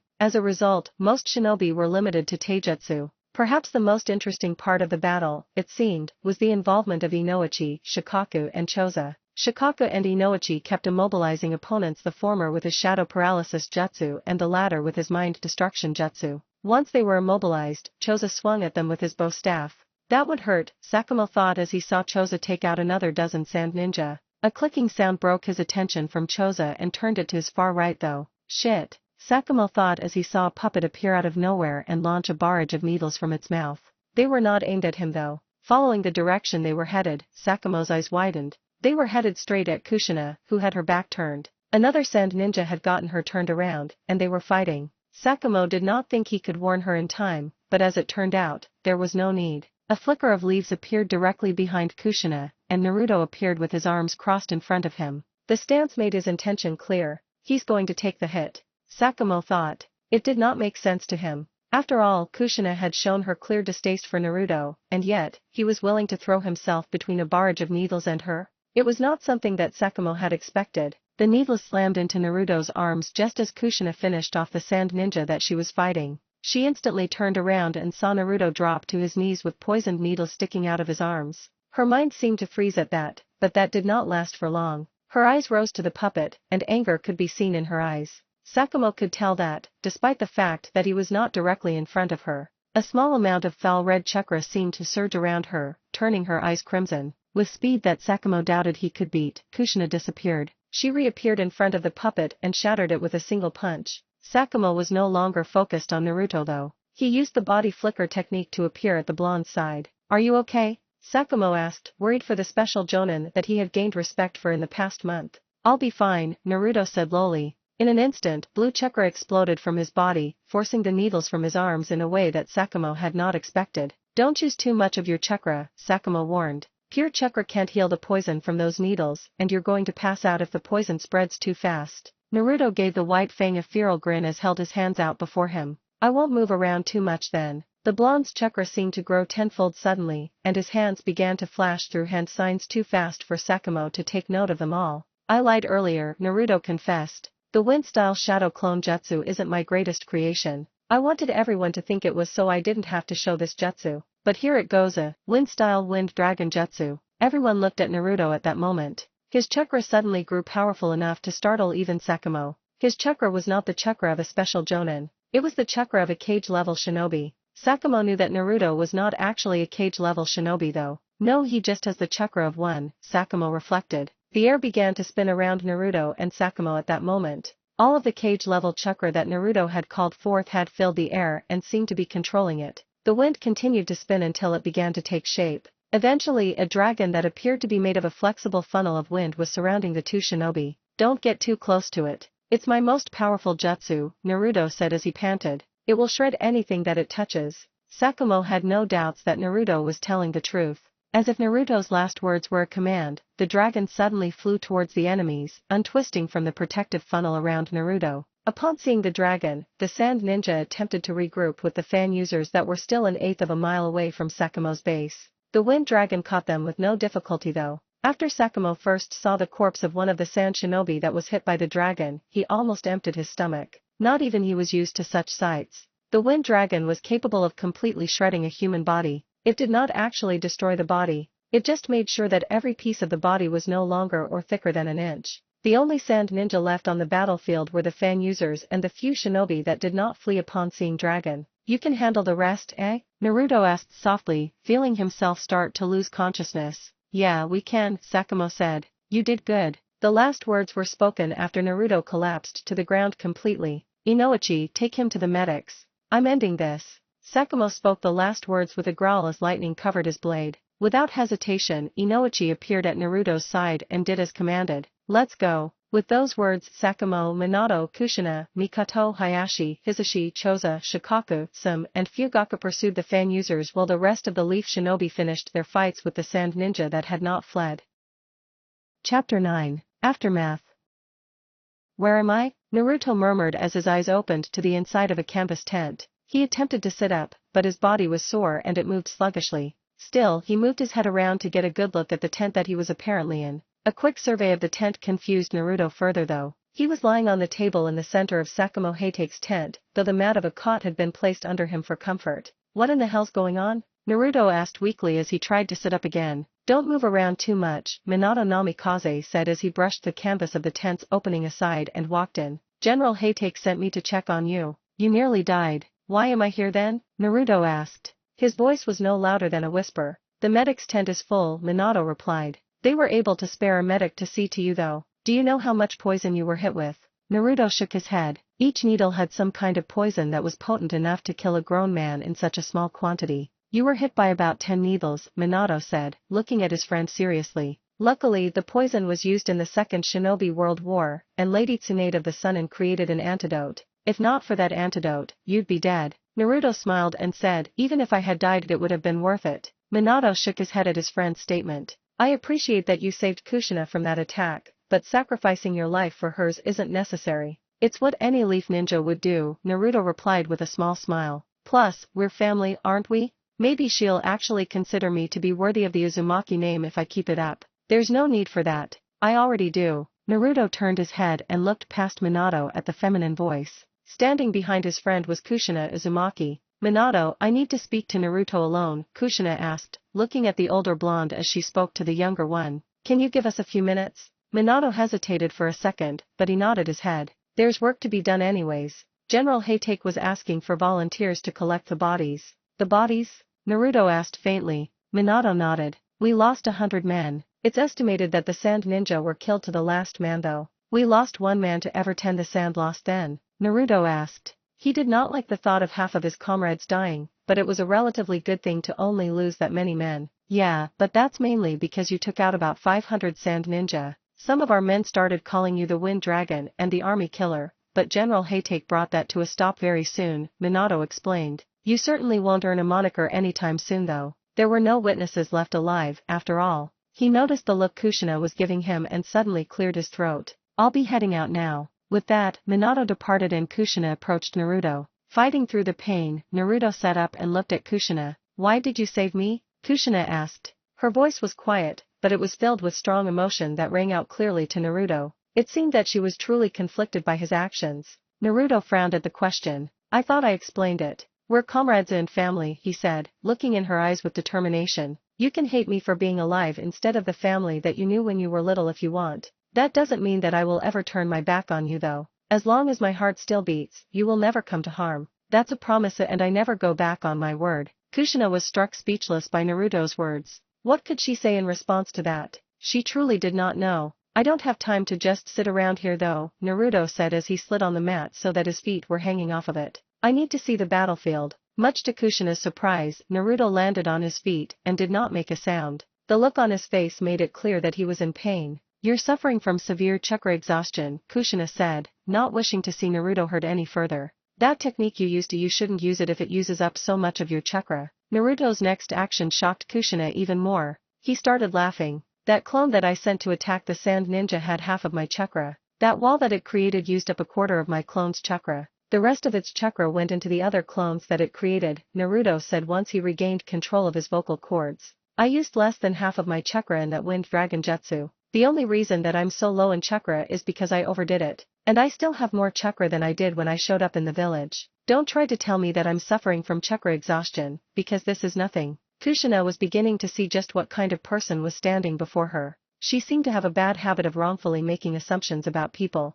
She had considered Minato to be flaky and weak when she first met him. And as far as she had been concerned, Naruto had been a worthless excuse of a person. The person before her was not worthless by any means though. He was strong of character and had a will of fire that burned stronger than anyone that she had ever met. In addition to that, he was powerful. I hope we talk to each other again soon, Naruto said as he walked past her. I'd like to become friends. I'll understand if that can't happen though. With those words, Naruto left Kushina in the tent by herself. The Battle of Bloody Rivers, an apt name, Naruto said as he stood at the western opening of the camp about half an hour later. The ground where the battle had taken place earlier that morning was stained red by the blood that had spilled. I'm the one that stained the ground with their blood, Naruto thought. It was his final jutsu that had actually stained the ground with blood, finally cutting humans into such small pieces. That was what the Wind Dragon jutsu had done. Such an action could not be performed without spilling a large amount of blood. Kushina told me you were up. Naruto glanced over his shoulder and saw Mikoto Uchiha approaching him from behind. You're Kushina's friend, right?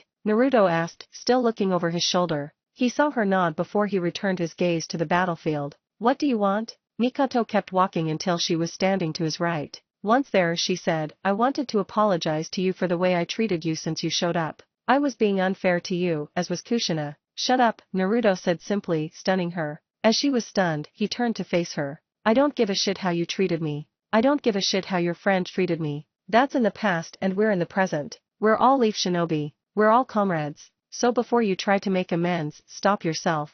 I don't need to hear apologies. You're doing it for yourself, not for me. Much as Kushina was earlier, Mikoto was baffled by Naruto's words. She recovered much quicker though. That did not mean that she could say anything about it though. Well said, Naruto, Sakumo Haytake said as he approached them from behind. Mikoto, I am going to speak to Naruto alone. Go help the others. Seeing that she had no choice, Mikoto walked away as quickly as she could. Once she was out of earshot, Sakumo asked, how in the hell are you still standing? You have less chakra than anyone in the camp right now. Naruto gave him a grin at that. I keep food pills on me. I took a few once I was outside of the tent. That's the only reason I was able to walk here without collapsing. Sakumo sighed. Food pills are dangerous. You shouldn't take them when you don't need them. The life of a ninja is dangerous, Naruto said as he gestured to the crimson-splattered battlefield. I'll take my chances with a few food pills. They're better odds than the ones we were up against earlier. Sakumo found himself nodding before he realized what he was doing, which caused him to let out a deep sigh. Fine, I won't try to stop you from doing it in the future. Smart move, Naruto said with a grin of satisfaction. Now we need to talk. Naruto immediately thought that he was on a roll. For the third time since waking, he had stunned someone with his words. I don't want you to press the issue of my promotion when we get back, Naruto said simply. How in the hell did you know that I was going to try to get you promoted? Sakumo asked in further surprise. And why the hell don't you want me to press the matter? You're predictable, Naruto said with a small laugh. But anyways, I don't want you to press the matter because the Hokage would give in. And that's bad how? Sakumo asked. He was starting to see the boy before him as an enigma. No one but you and the men here trust me right now, Naruto said with a heavy sigh. I've learned certain things lately. Amongst those is the fact that promoting me to full Jonin based on my first battle is going to rub certain people wrong. We can't have instability in the village, and that will definitely happen if I'm promoted to Jonin once we get back. Though Sakumo would have liked to tell Naruto that he was not such a big deal as to do that, he found himself agreeing with the blonde. Naruto would be the subject of skepticism and distrust for a little while longer at the very least. And you expect no one else to try to push the matter? Sakumo retorted after a few moments. Why would anyone else push for it? Naruto asked rhetorically. I did exactly what was expected of me. As a special jonin in the field of wind-style ninjutsu, why wouldn't I have an incredibly devastating wind jutsu? Why wouldn't I use said jutsu against the enemies of the leaf? Why wouldn't everyone think that you ordered me to do it when you were right next to me, out of earshot of the others, when I used it? No, they won't push it. Sakumo's eyes narrowed as he looked the blonde over carefully. You are nothing like Lord Hokage said you were. Naruto chuckled at that. Lord Hokage doesn't know anything about me, and neither does his Umbo. I kept secrets from them, despite the fact that he had me watched so long, he said. I spent 3 months with nothing to do but sit in an empty house and 6 months doing chores. For someone as active as I used to be, that's a life-changing experience. Sakumo nodded absently as he thought about what Naruto said. Well, look at the bright side, we'll be doing a lot of sitting around. We just took out 1/10 of the Hidden Sands' total forces. They won't be coming at us anytime soon, especially with the war just started, them down a cage, and with them fighting the Hidden Rock Village. I hope so, Naruto said with a sad smile. This type of thing shouldn't be a common occurrence and not even during war. Sakumo had to agree with the blonde there. Chapter 10, Return Home. 5 months had passed since the Battle of Bloody Rivers had been fought, and the survivors of the aforementioned battle had just arrived back at the Hidden Leaf Village about an hour earlier. 2 men were sitting in an office with a single desk between them. One man looked to be in his 60s, though he could not have been any older than 50. The other man was merely 20 years younger. The names of the 2 men were Hiruzen Sarutobi and Sakumo Hatake. Removing the pipe from his mouth, Sarutobi looked into the younger man's eyes. Tell me, Sakumo, how did it happen? Sakumo took a deep breath. You want to know about the Battle of Blood Rivers? There was no question in Sakumo's words. Yes, I do, Sarutobi replied simply. Your written report seemed far-fetched. It wasn't, Sakumo said firmly. The Chunin level sensors that were sent to aid us were incapable of seeing past a rather high-ranking genjutsu. Only someone of my skill was able to see through it. It was because of that we were unprepared for the assault by 1,000 sand ninja. Surely you overestimate, Sarutobi said with narrowed eyes. You wouldn't be sitting here before me if 1,000 sand ninja attacked you. The heir of the Yamanaka clan was certain that the count was more than 900 but less than 1,200. I'm sure that his count was accurate, Sakumo said dryly. I came up with a plan quickly. The plans that we had prepared fell through because of their swapped strategies and larger than expected forces. One of my special jonin added on to the plan by sending some wind-style shadow clones to assault their forces. Sarutobi raised an eyebrow at that explanation. He knew that Sakumo only had one special jonin stationed to his camp. That attack actually took out about 1/10 of their forces, so we switched to using long-ranged ninjutsu while they recovered and continued to charge, Sakumo continued, unfazed. We quickly engaged them in a free-for-all type of battle. I lost focus on most of my men at that point, but I did see something interesting. Sarutobi leaned forward in interest. Naruto Uzumaki put himself between a barrage of poison needles and Kushina Uzumaki, Sakumo said, looking the older man in the eyes. I learned 3 things when that happened. Sarutobi looked surprised for a second, but he was a master of keeping his calm. What did you learn? First off, I learned that Naruto is a true leaf shinobi and would gladly put his life at risk to aid a comrade, Sakamoto said. His eyes narrowed and his voice became dangerous as he continued. Secondly, I learned that Kushina Uzumaki is a Jinchuriki. The 9 tails is the only possible tailed beast she can contain too. That reminds me, why in the hell did you not tell me that a Jinchuriki was in my fucking army? Sakamoto, you weren't supposed to find out, Sarutobi said as he leaned back in his chair. No one was supposed to know. Sakamoto's eyes still held coldness to them as he spoke again. The third thing that I learned is that Naruto Uzumaki is an army killer. Sarutobi's eyes widened at that proclamation. An army killer was a term used by the top brass of the village. It described an individual like Hashirama Senja, Tobirama Senja, Hiruzen Sarutobi, and the Sunin. Alone, they could deal with an entire army. It made them invaluable. Naruto told me that he used the wind style, wind dragon jutsu at 1% of its true power in training. Apparently, he did not want to destroy the training grounds, Sakamoto said with a small laugh. He used it at 100% of its true power during the Battle of Bloody Rivers. Did you hear the reason they called that battle by that name? It's because his jutsu stained the ground with the enemy's blood. When we left, the ground still had a red tint to it. Sarutobi frowned at that. He had seen the jutsu when Naruto had practiced it. To know that it was so seriously underpowered, that was worrisome indeed. Naruto suffered from chakra exhaustion after killing well over 300 sand shinobi from it. The very large dose of poison that he was hit with only helped incapacitate him, Sakamoto said as he folded his hands on the desk before him. There is no doubt about it. He is a true army killer. I forbid him from using the jutsu at full power again until it is perfected though. His body was injured as a result of the massive amount of chakra that was released from his body so quickly. That's good, Sarutobi said as he opened a folder on his desk. It seems that your report was completely accurate after all, which makes things complicated. Don't have him watched again, Sakamoto said seriously, surprising Sarutobi again. He is loyal. I'll vouch for him. Hell, I'll keep an eye on him if you want me to. I do not want him to be the subject of watchers again though. That will only make him suspicious of you. Sarutobi slowly nodded. Very well then, if he betrays us, it is on you. He won't, Sakamoto said with a small smile. Minato Namikaze entered the chain-link gate that stood before the third training ground. His sandals left low cracking sounds as he walked upon the dry ground. His eyes were trained on the blonde in the center of the training ground. Naruto seemed to have his eyes shut, and chakra was slowly leaking out of his body, enveloping him. Suddenly, the chakra stopped and began to flow to his right hand. After several moments, dense, blue chakra covered his right hand in a shroud. And then, the chakra dissipated. Shit, why can't I pull it off?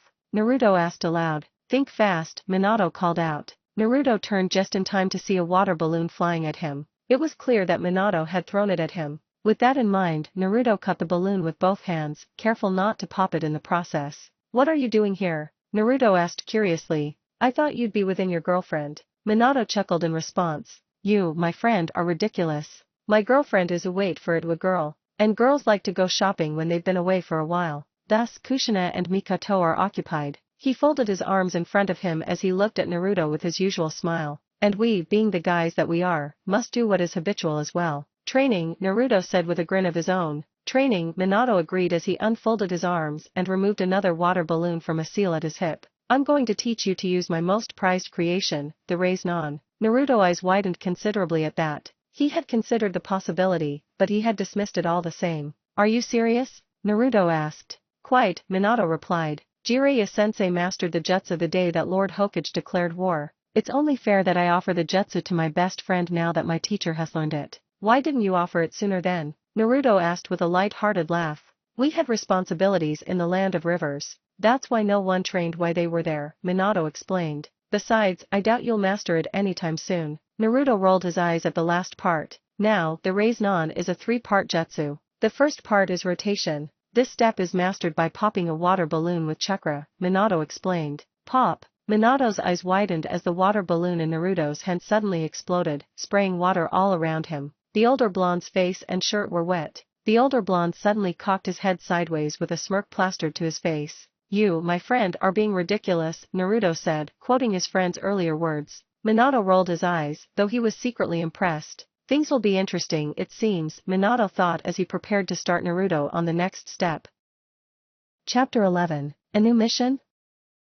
Naruto's eyes immediately opened as the sound of footsteps approached his tent. As he rubbed his eyes, he wondered what exactly was going on. He knew it to be no earlier than midnight and no later than 3 in the morning, which made his mind dart from possibility to possibility. A year and a week had passed since Naruto arrived in the land of rivers under Sakamo Heitake's command. As such, he was once again deployed, but this time, he was under new leadership. A week earlier, Naruto had left the village alongside Minato to serve at the main camp in the land of rain under Jiraiya of the Sunin. It had not been easy to reach the camp though. The shinobi of the Hidden Rain village were known for 3 things. The first was for creating their own jutsu, the second was for assassination techniques, and the third was for genjutsu. Those 3 things combined had enabled the Hidden Rain ninja to ambush the group that Naruto and Minato had been traveling with. After fighting through the ambush, they had managed to arrive at the camp hours before it was assaulted by 200 Rain ninja. Naruto still shuddered at the thought of the battle with the Rain ninja. 200 Rain ninja were harder to take down than 1,000 Sand ninja, it seemed. That was mainly because they did not have the power to directly assault the camp. Instead, they had used genjutsu and employed guerrilla warfare. As those thoughts crossed his mind, he slid to a sitting position on the standard-issued cot in his small, forest green tent. His feet found their way into his sandals, and he was standing up moments later, just in time to look completely alert as someone entered the tent. "General Heitake?" Naruto asked in shock as Sakamo Heitake entered his tent. The man was supposed to be in the land of rivers again, which made his presence completely unexpected for Naruto. "I'm not a general right now," Sakamo said with a ghost of a smile upon his face. "Please call me Sakamo. If you must give me a title, make it Captain." "What's going on, Captain Sakamo?" Naruto asked, earning a small frown from the man. "I've been relieved of duty as the general in the land of rivers. A veteran from the First Shinobi World War, a man named Torifua Kimichi, has taken that post while I've been assigned a mission," Sakamo said with the utmost seriousness conveyed in his tone. "It's an infiltration mission in enemy territory." "Surely that's a classified mission," Naruto said with narrowed eyes. "Why are you telling me about it?" "I was told that I can bring any 3 subordinates that I want on the mission, and you're one of them," Sakamo said, looking Naruto in the eyes. "I'd feel a lot better about the mission if you'd agree." "When do we leave?" Naruto asked immediately. Sakamo grinned. "That's good to hear. Get your equipment together. I'll be waiting on you outside of your tent. We'll meet up with my other subordinates on the way there." Later, 5 miles northwest of the camp, Sakamo and Naruto were crouched in a circle with Shibuya Barame and Samin Yuzuka. Sakamo had a map in his hands. "Our mission is simple. We need to travel 20 miles to a key fortress," Sakamo said with the utmost seriousness conveyed in his voice. "This fortress contains supplies for the armies of the Hidden Rain village. If we destroy this fortress, they will have difficulty obtaining rations and basic ninja tools. It's heavily guarded," Naruto said as he listened carefully. "No one would be willing to leave such a key base without a few hundred guards." Sakamo nodded. "That's why we've been chosen for this mission," he explained. "Ideally, we would sneak in without any confrontations and plant paper bombs in key points." "You brought me because of that jutsu," Naruto said immediately. Sakamo nodded, making Shivi and Sam widen their eyes. They had been at the Battle of Bloody Rivers, after all. "I hope you don't need to use the Wind Dragon Jutsu, but it might be necessary," Sakamo said with a sigh. "It's actually called the Great Wind Dragon Jutsu now," Naruto said with a ghost of a smile upon his face. "It's too powerful to be equated with the Water Dragon Jutsu or the Earth Dragon Jutsu, so I've changed its name. It's registered as an S-rank Kinjutsu by Lord Hokage, after all." Sakamo did not respond to that. He merely shrugged and traced a red line on the map with his finger. "This is the path that we'll take. We'll all need to be careful though. We're getting closer to the Hidden Rain village than we should. The fact that we've been divided into such small numbers should be an indicator of how much caution we must use," he said as he looked at his subordinates. "Do you understand?" "Yes, Captain Heitake," Shibi said. "Yes, Captain Sakamo," Sam said. "Yes, Sakamo," Naruto said. "Good," Sakamo said as he folded his map. "Let's head out." About 10 miles into their trip, Sam raised a hand to halt them. They were in a small clearing that was located in one of the densest forests in the Land of Rain. It was naturally raining, of course. It always did in the Land of Rain, it seemed. "Captain, I smell someone," Sam said cautiously. "It's a fresh smell. I think an enemy is nearby." "Are you sure?" Sakamo asked carefully. Sam spared Sakamo a glance. "I'm positive.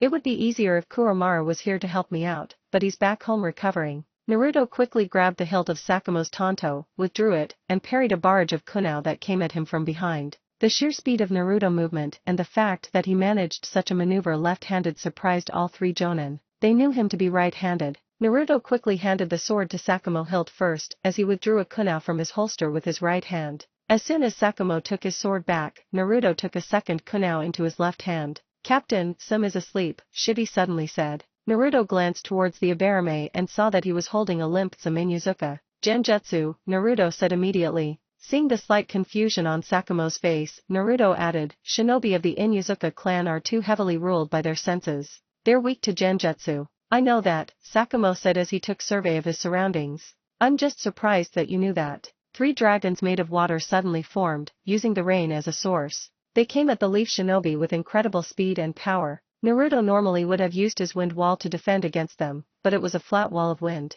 It would have only effectively defended against one. Instead, he used the body flicker technique and appeared outside of the range of the attacks. He had to have faith that his comrades could do the same. Sakamo managed it. Shivy and Sam did not. Naruto's eyes widened as he saw the bug user and the unconscious Inuyuzuka get sent flying by the force of the jutsu. As soon as he saw it, water formed around him. This is the water prison jutsu, Naruto thought, mentally cursing the situation. From his spot, he could see that Sakamo had been caught by 1-2-3 rain ninja appeared in front of them in their normal garb. The middle one had an aura of authority and arrogance that Naruto could detect immediately. The white fang and a piece of trash are both caught in those jutsu, eh? He said mockingly. Keep them in their prisons until they suffocate. After that, you can bring their corpses to the rendezvous point. With that, he commanded his 2 unoccupied associates to grab the unconscious Abarame and Inuyuzuka and follow him. Once they were gone, Naruto closed his eyes. He idly noted that it was the most he could do in the prison. I can trust Sakamo, Naruto thought as he used the water prison to his advantage. His eyes suddenly snapped open.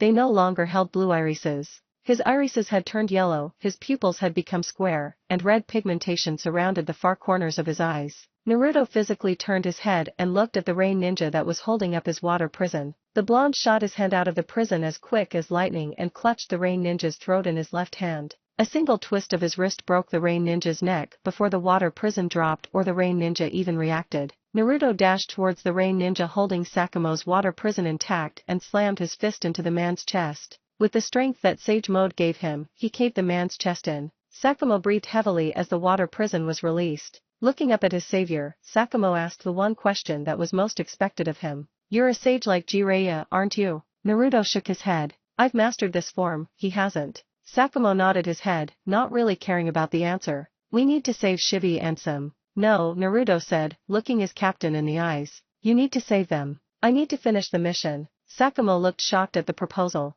We need to work together. I can tell you where they're at, but I don't think they'll be in any condition to move quickly at all. This mission needs to be done though, Naruto said with a heavy sigh. He suspected that this was the mission. If at all possible, he'd prevent the man from being disgraced. I believe that you can take them out on your own. There are only 3 of them. And as it turns out, I'm the perfect person to take out the fortress up ahead on my own. As much as Sakamo hated the idea of splitting up, he knew that it made sense. You'll probably be reprimanded for letting the mistrusted special Jonin do the mission solo, so prepare to catch hell, Naruto said with a forced smile. I'll catch hell and I'll throw it back, Sakamo promised. Naruto allowed a small but real smile to appear on his face. About my Sage Mode. It's a secret that I'll keep until the day that I die, Sakamo vowed as he sheathed his tanto. Thanks for that, Naruto said as he closed his eyes and drew some more natural energy in. He did not want his form to dissipate after all. They are already 5 miles east from here. They must have been in a hurry. I'll keep an eye on their tracks. I'm good at tracking, Sakamo said as he took off running. Naruto nodded and sped into the direction of the fortress with all the speed that he could muster, which was rather impressive as a result of Sage Mode. It took an hour for Naruto to reach the edge of the forest, a quarter of a mile away from the fortress, though that was because he had taken his time. Going too fast would have needlessly exhausted him. The fortress was clearly made of stone and appeared to be solidly built. It had no less than 10 floors in it, more if it had floors extending underground. I'll have less than 5 minutes to pull this off, Naruto thought as he took a deep breath and began to draw natural energy in once again. I'm going to be exhausted afterwards, but oh well. As soon as he was in Sage Mode, fully charged, again, Naruto used the body flicker technique to cover half of the distance to the fortress. The instant that he reappeared, he raised his right arm outward. Chakra surged through it with the force of a river. The same thing happened to his left arm when he did the same with it. He then brought them together in the dog hand sign, beginning a long chain of hand signs that moved so fast that only a Sharingan wielder could have counted them all. The jutsu now used 100 hand signs in rapid succession. In addition to that, the jutsu had been redone in ways that most people were unaware of. The sequence ended with both hands clapped together as if Naruto was praying. He was covered in a powerful shroud of chakra by the time, seeing as how more and more chakra leaked out with each hand sign. Naruto noticed that the rain ninja guarding the fortress were not attacking him at all. It seemed that they were going to attempt to be defensive. Foolish, Naruto thought as he released the chakra into his jutsu. The sight that the rain ninja were presented with instilled fear. The funnel of wind that formed around Naruto was as wide as a tornado, and it filled the entire clearing on Naruto's side of the fortress. In short, the dragon that was formed as a result was larger than Manda, and it was not constrained by gravity. Naruto was no longer in sage mode at this point. He had poured 75% of his chakra into the jutsu, and it had been amplified by the natural energy flowing within it. Sage Art Great Wind Dragon Jutsu, Naruto said hoarsely. There would be no survivors from the sheer devastation that the dragon caused as it crashed into the fortress. The fortress would be nothing more than gravel when it was done with it. 6 hours later, Naruto walked into a cave where he had sensed that Sakamo was located at. He immediately saw Tsum and Shibi asleep. Is it done? Sakamo asked quietly. It's done, Naruto said as he sat down against the cave wall. In moments he was asleep. Chapter 12. A Hero's Return. Hiruzen Sarutobi, the third Hokage of the Hidden Leaf Village, was sitting in his office a few weeks into the second year of the Third Shinobi War. He idly looked at the clock, curious as to when he would be receiving visitors. A week earlier he had given Sakamo Heitake a mission to infiltrate and destroy a key fortress in the Land of Rain. 2 days earlier, Sakamo had sent a message via Hawk to inform him that the mission was a success, and that they would arrive 2 days after the Hawk was sent to give the mission report. He had also made it clear that 2 of his comrades for the mission were injured. A knock came to his door, breaking him from his musings. Come in, Sarutobi said as he straightened himself in his chair. Sakamo Heitake walked into the office, followed by Naruto Uzumaki. Your companions are already at the hospital, I take it? Sarutobi asked, looking at Naruto. Yes, they are, Naruto replied calmly. He was finally getting used to the old Hokage. Tsumin Yuzuka has a broken leg, whereas Shibuya Barame is dealing with a mild case of poisoning and a broken arm, Sakamo elaborated as Naruto shut the door. Sit down and tell me what happened, Sarutobi said as he gestured to the 2 chairs that he had set up on the other side of his desk. About 10 miles into our trip, some detected enemies, though it was just in time for Special Jonin Uzumaki to deal with a barrage of kunao that were thrown at him. During the attack, it seems that a genjutsu specialist utilized a particularly effective technique against some, incapacitating her, Sakamo said as he took a seat. Immediately after she was incapacitated, 3 shinobi used the water-style water dragon jutsu against us. Naruto and I managed to evade it using the body flicker technique, but Shibi and Tsum did not. As Naruto took his seat, he said, as soon as I saw that Shibi was unable to get away with some, water formed around me. I immediately knew that it was the water prison jutsu. Captain Sakamo was caught by the technique as well. 3 more range shinobi appeared before us, and they taunted us before giving orders to the shinobi that captured us to let us drown. Once we were dead, they were to take back our corpses, Sakamo said as he folded his hands in his lap. The 3 range shinobi left immediately and they took Tsum and Shibi away. It was their intention to interrogate them. Once they left, Naruto managed to get free from his water prison and freed me from mine. How did he free you? Sarutobi asked. He killed the ninja holding up my prison. How else would he free me? Sakamo asked rhetorically, making Sarutobi nearly face-palm. How did he free himself then? Sarutobi asked with a sigh. Did you know that you can't move your head in a water prison? Sakamo asked sarcastically. Maybe you should ask the person you're talking about. Sarutobi knew that Sakamo was rarely blatantly disrespectful to his superiors. It generally meant that he was very annoyed, which was understandable since Sarutobi had just asked the man about someone that he respected greatly. Okay, Sarutobi said as he looked at Naruto. How did you get free from your water prison? I have a lot of chakra, Naruto said dryly. Sarutobi had a feeling that Naruto was hiding something, but he could tell that he had not been lied to. Stop being so paranoid, Sarutobi thought. Why does it matter how he broke free from it? It's not exactly an unheard of feat. Many members of the Hyuga clan have managed it, for one. Continue, Sarutobi said as he looked at Sakamo. Once the shinobi that captured us were dead, Naruto and I came to an agreement. Being the more proficient tracker that I am, I tracked down the other range shinobi and took them out before I brought Shibi and Tsum to safety. Naruto destroyed the base, Sakamo said, preparing for the Hokage's reaction. You did what? Sarutobi asked as he slammed his hands down on the desk. Sakamo, you knew how important that mission was. How could you entrust that mission to a mere special jonin? He's only a special jonin because you have to stroke the ego of the goddamned clans and the elders of the village. Sakamo answered as he slammed his hand down on the desk and looked into the god of shinobi's eyes. Naruto is the only one who could have single-handedly accomplished the mission, and I was not about to abandon my comrades. Sarutobi let out a deep sigh as he broke eye contact with Sakamo. Sakamo, I don't disagree with your actions. Hell, I applaud them. The mission was a success and there were no fatalities. I overreacted, but I will still have to reprimand you for this. You violated the acceptable code of conduct as a captain of a squad on an S-ranked mission by putting the success of the mission solely upon the shoulders of a special jonin. Feel free to suspend me, Sakamo said uncaring. You're suspended until your next scheduled deployment then, Sarutobi said with one more sigh, noting that Sakamo was pleased. He then turned to Naruto. And as for you, you went above and beyond the duties of your post. It seems I have no choice in response to the recommendations of two of the generals of this war and your accomplishments in the most recent mission. I promote you to the full rank of jonin. Naruto's eyes widened considerably at that, as did Sakamo's. Neither of them had expected that. Don't look so shocked, Sarutobi said as he looked between them. Yes Naruto, I don't trust you. I doubt I'll ever be able to trust you completely. I trust you enough to allow you to become a jonin in my village without forcing you to tell me where you really came from though. That should be enough.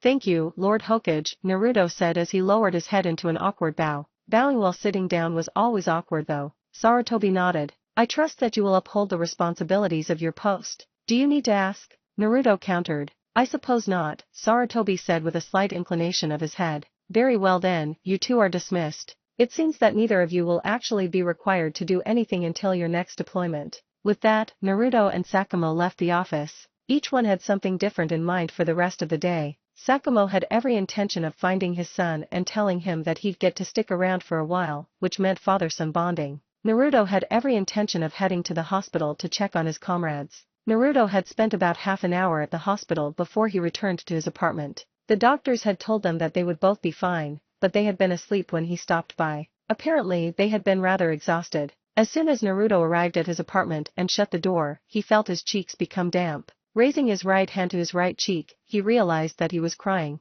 It isn't pain that I feel, Naruto thought with a small smile. Naruto had been 16 when he was sent backwards in time as a result of his conflict with Madara, which meant that he had been in the past for 2 years. 2 long years of holding a tighter rein on his emotions and hiding the truth of who he was had changed him. I guess I didn't change completely, Naruto thought as he was overwhelmed by emotion. He had finally received a little more trust by the Hokage, he was fully trusted by Sakamo Hatake, his father was his best friend, and he had finally obtained the rank of jonin. That was enough to overwhelm a man, he decided. I still have more to do though, Naruto thought as he straightened and wiped the tears from his eyes. Madara's still out there but I can't worry about him until this war is over. I guess I'll just have to train like hell until then. He took note of his sore muscles at that moment. I better put that off until tomorrow though. Tonight, I'll celebrate my promotion. Shame Dad's not here. With that thought, he went to take a shower and get ready for the coming night.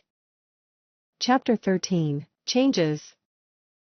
A few hours after Naruto's shower, he entered his favorite place in the world, the Ichiraku ramen stand. As he entered, he smiled wryly as he spotted Toke. The ramen chef was only a few years older than him in the present timeline. The image of a brown-haired girl flashed in Naruto's mind at that point, reminding Naruto of the man's daughter from his timeline. This always happens, Naruto thought in annoyance. The one thing that prevented him from actually befriending many of his comrades was his memories of them and their children from his timeline. It was why he tried to be distant to most people. Naruto definitely could not stand the temptation to be close to Minato Namikaze. Despite that, maybe it helped that I only met the man once before waking up in the past, Naruto thought as he took a seat. Clearing his throat, he said, I'll take 1 large bowl of miso ramen with roasted pork fillet. Put it on my tab and I'll take 1 too. Naruto froze at the voice. Looking over his shoulder, he saw Mikoto Uchiha entering the ramen stand. Seeing that the situation appeared to be personal, Toka ducked into the back to make them their ramen. Why would you want to buy me ramen? Naruto asked with a raised eyebrow.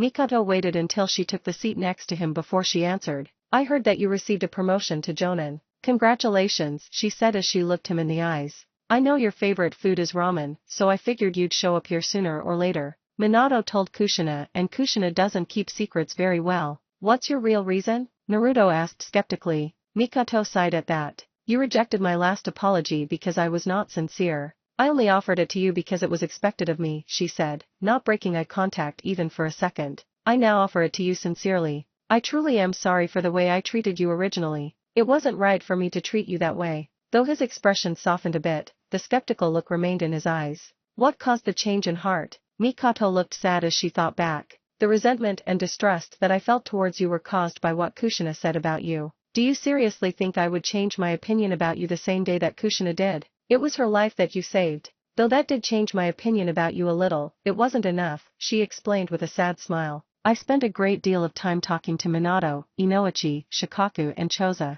I've also spoken with Lord Jiraiya and General Haytake. They've shown me a different side of you, a side I'd like to see for myself.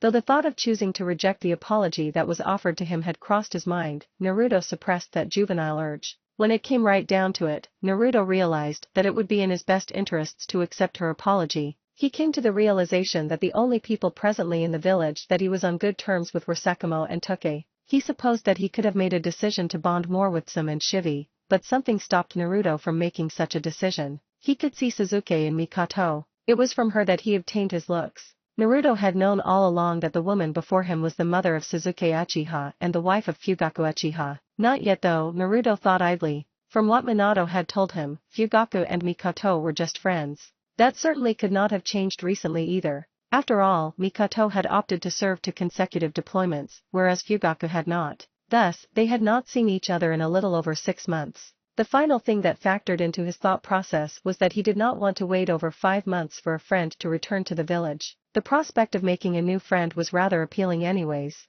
I accept your apology, Naruto said as he looked forward. It was easy to see that Mikoto was surprised by the look on her face that was barely visible out of the corner of Naruto's eye. If you're going to treat me to ramen, I have to pay you back though, Naruto said idly. How about we train together tomorrow? Mikoto's eyes widened at that suggestion. Aren't you worried that I'll copy your jutsu? Mikoto asked. That was one reason that most people preferred not to train with members of the Uchiha clan. Naruto snorted at that suggestion. I wouldn't recommend copying my jutsu. I highly doubt that you have enough chakra to use any of my good ninjutsu effectively. Mikoto looked as if she was slapped by that comment. I'm an Uchiha. We don't typically have a small amount of chakra. Be that as it may, I have more chakra than the Sunin combined, Naruto said seriously. I'm not boasting when I say that my jutsu are too chakra intensive for you to use. I'm being completely honest. Mikoto looked shocked by the notion of anyone having as much chakra as Naruto was indicating, but she did not believe that he was lying. Just who are you, Naruto Uzumaki? Mikoto wondered as Tuka brought their ramen.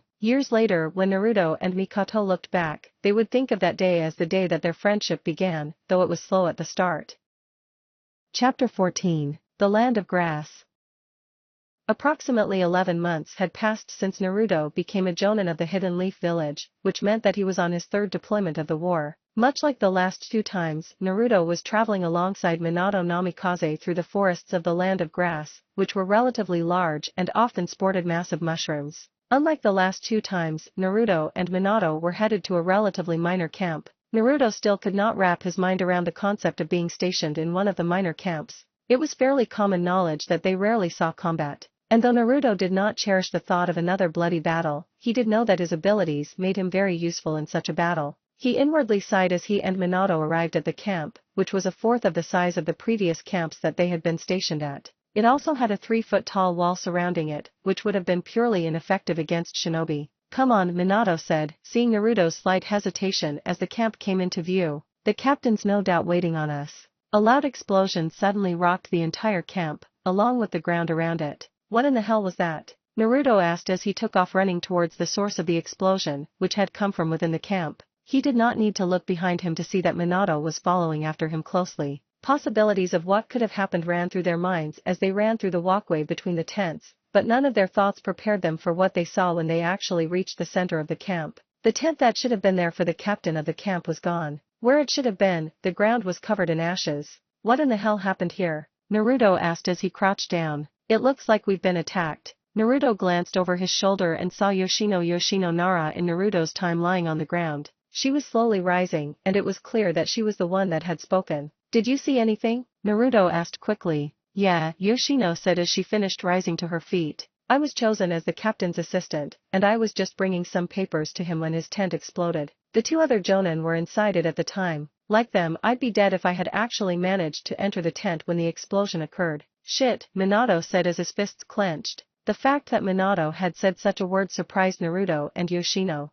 Naruto, we're the only 2 jonin in this army. Naruto sighed at that statement. That was a very bad thing. 2 jonin would be ineffective against an army. Several smaller explosions were heard to the far right side of the camp. Minato, go help them out over there, Naruto said as he pointed towards the source of the explosions. Yoshino, go gather the men of the rest of the camp and bring them here. It looks like I'm the captain now." Though both were surprised by Naruto's words, but they complied without question. As soon as they were gone, Naruto removed a kunai and began to draw a few things in the dirt directly in front of him. 5 minutes later, Naruto was standing before 30 Chunin with Minato at his right. "Minato, you told me you mastered the jutsu you've been working on. Are you sure?" Naruto asked as he looked at Minato carefully. In reply, Minato removed an unusual-looking kunai that actually had 3 blades on it, though 2 of them were much shorter than the main blade. "I'm sure that I've mastered it." Naruto nodded. "Very well then," he said as he allowed a small smile to form. "We're going to split up into 2 groups because we will be attacked from 2 sides.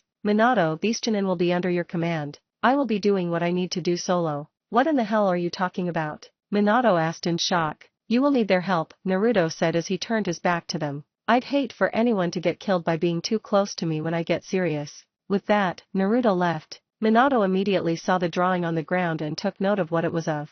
He turned back to the Chunin and said, "My friend has studied the strategies of sand and rock thoroughly. He's right when he said that they would assault us on 2 fronts. I can only assume that he knows what he's doing." He quickly removed a scroll from his hip pouch and unrolled it on the ground before him. 30 seals were shown on it immediately. With a single hand sign, he unsealed 30 scrolls from it. "Come and get on scroll each. Inside of each scroll, I have sealed away 10 kunai like the one I'm holding. If you throw these kunai at the enemy, I'll be able to finish them off," Minato said as he took in a deep breath. "Are you sure that that is wise, Captain Namikaze?" Yoshino asked. "No man can take out an army by himself." "Then I am no man," Minato replied simply. With a last gesture to the scrolls on the ground, he said, "You have your orders. When you have complied, follow me." No one could have predicted that the battle that would be fought shortly after that moment would be the battle in which 2 legends were born. As soon as Naruto was away from the others, he stopped for a moment and entered Sage mode with less than a minute of preparation. Before he had been sent back in time, such a thing was even easier, but now it was something that just barely stood in the realm of his ability. They haven't changed locations yet. That's good, Naruto thought as he felt the chakra signatures of his comrades going to confront the bulk of the rock ninja, just as his drawing on the ground would have told Minato to do so. It's a good thing he's so damned observant. Naruto quickly sped towards the second, smaller group of rock ninja. Smaller, that's a good one, Naruto thought as he rolled his eyes. The smaller group consisted of 50 rock ninja. The larger group consisted of 75. Either way, they were both fairly large. How should I take them out? The Great Wind Dragon is too damned destructive to use here, and I can't risk having someone survive. It does have weaknesses that I can't have anyone discover. It is one of my most powerful jutsu, after all. It did not take Naruto long to reach the rock ninja that were hiding in the nearby woods. The strategy that the rock ninja were using was very simple. A large attacking force would strike the camp and continue assaulting it until the leaf ninja were forced to flee. As they fled, the smaller force of rock would use earth jutsu to sink the ground in around the leaf ninja. Such a jutsu would crush the leaf ninja quite efficiently. That strategy is old, just like their cage, Naruto thought idly. As Naruto appeared directly in front of the woods, he quickly formed the bird hand sign, drew in a deep breath. Sage Art Dust Storm Jutsu, Naruto thought as he exhaled a very large, widespread cloud of wind chakra-laced dust from his mouth. The effect was instantaneous. His presence was obscured while his enemies remained within his senses. After all, he was still in sage mode. Quickly extending his hands, he thought, Dance of Wind Blades. With a single wave of his hands, he released 10 blades of wind, one from each finger. Though his aim was not perfect, it easily cut down a good portion of the woods around them. He immediately went through a few hand signs immediately afterwards and said, Wind-style Wind Dragon Jutsu. Unlike the Great Wind Dragon Jutsu, the version that he used was on a much smaller scale and had more of a pressure damage effect, as opposed to the larger version's cutting effect. The dragon sped through the dust cloud, using Naruto's sensory abilities to find each rock ninja and overwhelm them. A single one of the rock ninja had begun to flee even before the trees were cut down around them. That was the only ninja that Naruto had allowed to flee. It was time for Naruto to stop hiding behind anonymity. A witness that had seen displays of wind jutsu alone would do him well, after all. Are you sure about this? Yoshino asked as she looked at Minato. 10 of the blonde's special kunai was lying on the ground before her. Yeah, I'm sure, Minato said reassuringly as he carefully stabbed 8 of his kunai in the ground around of him and held one in each hand. Once everything was prepared, Minato said, they have started their charge. He spoke truthfully. It was at that moment that all of the rock ninja began to charge towards them. The distance between them was only 100 yards when Minato said, throw the kunai now. Aim them at about 50 yards. As his words were spoken, he began to do the exact same with the kunai in hand and around him. The instant that they were all thrown, Minato removed 2 ordinary kunai and wielded them backhanded. "They're wondering why we missed so badly, and so am I," Yoshino said as she took note of the confused looks on the charging rock shinobi's faces. "Don't blink even for a second," Minato said as he undid his hip pouch carefully. A second later, Yoshino turned as she heard the hip pouch strike the ground. Minato was no longer there. Returning her attention to the charging ninja, Yoshino saw that half of the rock ninja were dead, and more joined them by the second as subtle flashes of yellow occurred throughout the mass of charging rock ninja. The display struck Yoshino speechless, along with every Chunin that had thrown the kunai. The battle between Minato and the army of rock ninja had lasted less than 15 seconds. At that moment, he was standing in the center of the field of corpses. His kunai were soaked with blood. He looked down and saw a single rock ninja that was struggling to move. "Let him flee." Minato's eyes widened considerably at Naruto's voice. It was unexpected to hear his best friend at that moment. He glanced over his shoulder and saw that he was not mistaken about who had spoken either. "Let him tell them why you should be feared," Naruto said as he stepped to Minato's right. "Let him tell them why any shinobi that they sent to attack us will die without effort." Minato simply nodded and turned his back to the fallen rock ninja. "The ground seemed to get bloody every time we fight," Naruto commented idly as he followed Minato, unconcerned about the only living rock ninja. And thus, the moniker of the Yellow Flash was bestowed upon Minato Namikaze and the moniker of the Wind God was bestowed upon Naruto Uzumaki. In the coming weeks and months, Naruto and Minato were officially made co-captains of the camp in the Land of Grass by order of Hiruzen Sarutobi. By the end of their deployment in the Land of Grass, they were revered as 2 of the most powerful shinobi of the Hidden Leaf Village, behind the Hokage, Sakamo, Jiraiya, and Orochimaru. Chapter 15. The battle begins. "Today history will be written," Sakamo stated as he stood in the center of his tent with every jonin under his command crowded in the structure. "We have obtained new information. The hidden villages of Sand, Rain, Rock, and Lightning have entered a temporary alliance, and they are bringing their forces here to attack us." Gasps of shock were heard around him, but he did not pause for long. "It has been confirmed that the 3rd Tsuchikage, the 3rd Raikage, the 4th Kazekage, and Hanzo of the Salamander are heading here with armies as we speak. It is estimated that they will here within the hour," Sakamo said as he looked at his subordinates around him. "The information was received at the Hidden Leaf Village already. As such, my peers Orochimaru and Jiraiya are headed here as we speak. Hopefully we will be able to hold out until they arrive.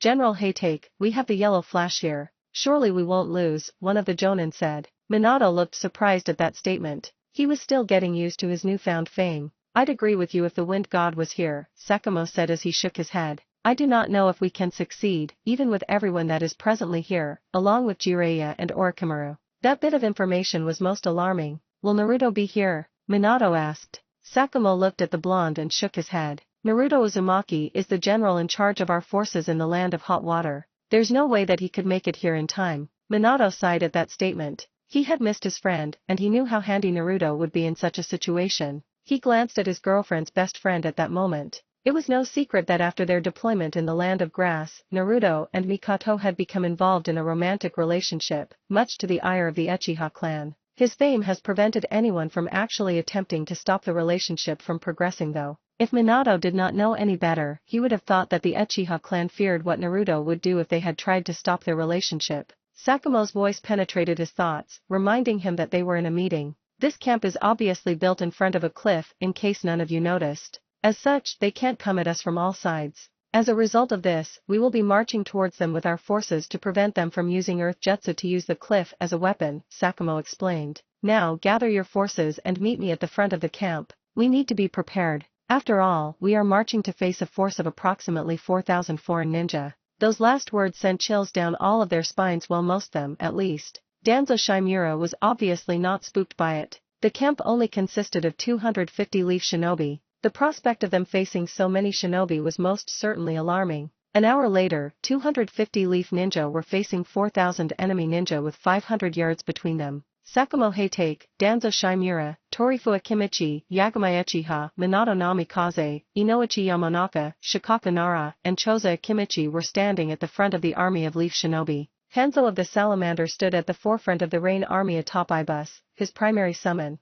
A man with red and green eyes stood off to the side of him. Reikuro the 3rd Raikage stood at the forefront of the Cloud army. Oniki of both scales, Rashi of the Lava style, and Han of the Steam stood at the forefront of the Rock army. Tetsukaze the 4th Kazekage stood at the forefront of the Sand army, alongside Cho and Ebizo, the honored siblings. The situation was clearly tense, as was seen when the three attacking Cage and the village leader exchanged looks. With a single hand motion from each commander, the armies of Foreign began their charge. The aforementioned commanders and the other famous shinobi did not move at all though. Remember the plan, Sakamo said evenly. Even he was nervous at the sight before him. He would not have been as nervous if he had understood the power that Minato Namikaze wielded. The leaf ninja quickly began to throw ordinary-looking kunai at the charging enemy ninja. The attacking ninja thought that it was just bad aim, much like the rock ninja had thought nearly a year ago when they attacked Naruto and Minato's forces. Don't hold back on your jutsu, Danzo said evenly as he glanced at the various shinobi behind him. Sarutobi has informed me that young Namikaze is quite efficient at evasion. Minato rolled his eyes at the comment, but he was prepared. After all, he had applied seals to every kunai that his comrades had thrown. As they charging armies crossed the line of kunai, Minato disappeared. Yellow flashes streaked through the armies of attacking ninja as the leaf ninja began to launch jutsu of every element off like they were shuriken. The only leaf ninja that were not using jutsu in the assault were the ones that stood at the forefront of their army. After all, they knew that the armies were not the problem. The purpose of the armies was to cancel themselves out. It took 2 minutes for the nearly 4,000 attacking shinobi to die. Coincidentally, that was about the same time when over 200 of the leaf ninja completely ran out of chakra. They sent Genin and Chinin to attack us, didn't they? Sakamo asked in a low voice. Rather than verbalize an answer, Danzo nodded his head. The look in his eyes said that even he disagreed with such an act. They are sending out their Jinchuriki, Sakamo said as he narrowed his eyes. Han and Rashi had just been sent forward. I believe that Kushina Uzumaki and Mikoto Uchiha can handle them, Danzo said with a nod. Nodding in agreement with the elder shinobi, Sakamo motioned for them to go forward. Immediately, Kushina entered her initial Jinchuriki form and dashed forward with Mikoto following closely after her. Minato reappeared next to Sakamo at that exact moment. Minato, run to the camp and find some appropriate containers, Sakamo said with a sidelong glance. We're going to need to seal away the 4-tailed and 5-tailed beasts. Minato disappeared immediately after those words were spoken. His relationship to Jiraiya and Kushina made him know exactly what was required for such a task. How in the hell did that happen? Inouchi asked under his breath. Sakamo turned his attention to the battle. Han was unconscious 20 yards away with Mikoto standing over him and Kushina was easily dodging lobs of lava. The Sharingan must be useful, Sakamo commented dryly. Danzo just smirked. He loved when his plans were successful. It took roughly 30 seconds for Kushina to incapacitate Rashi with a seal and toss him next to Han. She appeared to be a little tired though. Minato reappeared moments later with 2 rather large, stone jars. Minato, take them away from here, kill them, and seal the tailed beasts away. You'll have Kushina and Mikoto to help, Sakamo quickly said. Nodding, Minato laid hands on Rashi and Han. Mikoto and Kushina immediately laid hands on him, and they all teleported to the top of the cliff that overlooked the battlefield. They did not notice Onaki's eyes watching them as they reappeared on the top of the cliff. I want you to attack, Hanzo said as he looked at the man off to the side of him. You're supposed to be very talented, aren't you, Kakuzu? The immortal bounty hunter nodded his head and quickly dashed forward. The prospect of collecting on Sakamo Heitake's bounty was quite appealing, after all. Danzo Shimura and the current Ino Shikacho had nice bounties as well. Shadow Paralysis Jutsu, Shikaka quickly called out as he formed the ram hand sign. His shadow shot towards Kakuzu, but the bounty hunter was able to jump out of the way rather quickly. Partial Body Expansion Jutsu, Choza said as he appeared to Kakuzu's left and punched him with a large fist. He waved his fist with a grimace on his face when Kakuzu was sent flying away. It felt like he had punched stone. You are annoying, Kakuzu said as he dashed forward and punched Choza center mass. The punch lifted him from the ground and sent him flying back unconscious. He quickly spun around and landed a hit on Inoichi, who had attempted a sneak attack. He then proceeded to throw the unconscious Yamanaka at Shikaku, knocking him down, striking Shadow Snakes. Needle Jigoku.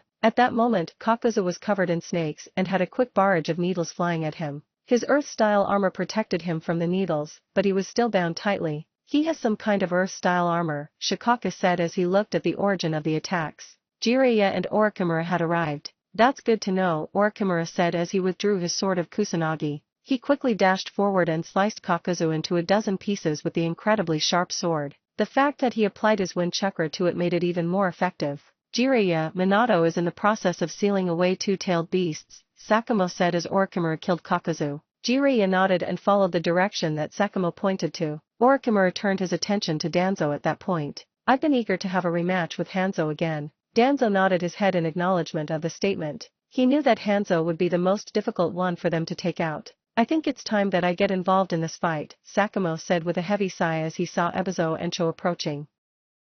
Chapter 16, Long-Awaited Battles.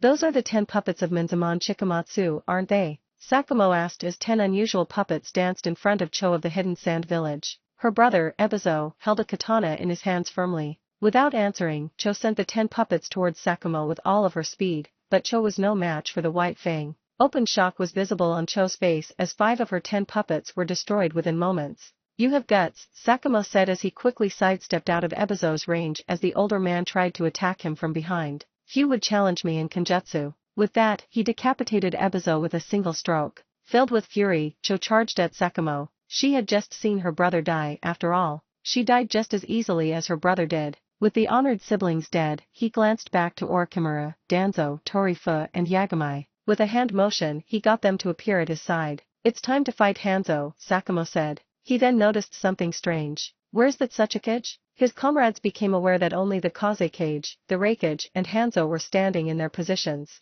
Shaking his head, Sakamo said, keep an eye out for him and the other 2 Kage. Am I interrupting something? Oniki asked with his arms crossed. Minato looked at the Tsuchikage and cursed. They had only had time to seal away the 4-tailed monkey thus far. I will have your head, Yellow Flash, Oniki stated. I don't give a damn about your 2 companions. Then fight each other, Jiraiya said as he appeared on the cliff.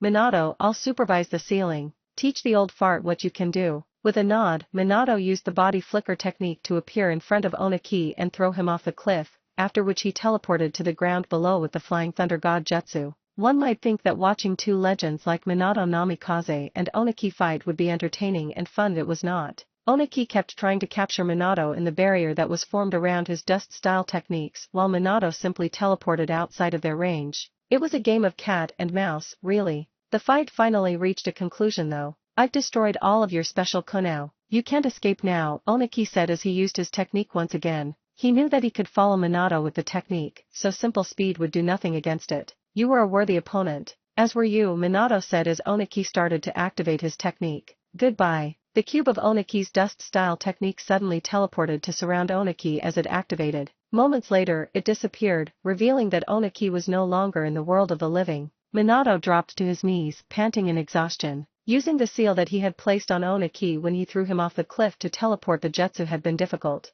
A small smile formed on the Yellow Flash's face as he thought about the fact that Oniki had essentially killed himself. Dainamikaze, Tetsukaze said as he appeared behind Minato and brought his kunao down towards the blonde skull. The kunao never made its mark, but Tetsukaze was suddenly hit by a chakra-covered fist that resembled the butterfly bullet bombing technique of the Akimichi clan. As the Kazekage flew and hit the ground, rolling, everyone looked to see who had acted. Standing a foot from where Tetsukaze had originally been standing was the last person they had ever expected. Clad in the standard attire of a leaf shinobi with a flak jacket on was Naruto Uzumaki, known as the Hidden Leaf's Wind God. What in the hell was that jutsu? Minato asked hoarsely. Naruto smiled at his friend's question. That's my chakra hammer. It's based off of the Akimichi clan's butterfly bullet bombing. It contained 5% of my chakra. Minato nodded for a moment. How in the hell are you here? You're supposed to be in the land of hot water. I'm fast, Naruto said as he began to approach the downed Tetsukaze. He saw Reikuro appear next to the Kazekage halfway there. Greetings Lord Reikage. Lord Kazekage, Naruto said with a slight inclination of his head. Honored Reikage, I regret to inform you that your eldest son is the only survivor of the forces you sent to attack my camp. Reikuro's eyes widened at that proclamation. I left him unharmed, though his ego has suffered greatly. I killed the 1,000 men that you put under his command by myself, Naruto said with a light smile. My name is General Naruto Uzumaki, renowned as the Wind God, and I'm going to kill you both today. Die. Reikuro said as he was covered in black lightning and attempted a frontal attack on Naruto. The blonde's eyes suddenly shifted as he entered sage mode and held out his left hand. A blue orb formed in it instantly. It then took on a white shuriken-like form. It shifted from Raise-Non to Wine-style Raise-Non and then to the Raisin Shuriken within a matter of seconds. As Reikuro struck the Raisin Shuriken with his black lightning-charged fist, he was consumed by a massive orb of wind chakra. That was a close one, Naruto said as he appeared at Minato's side immediately. What in the hell? Minato mumbled. That's my most powerful jutsu, Naruto said with a smile. The third Reikage is dead. His smile disappeared as he saw Tetsukaze rise to his feet.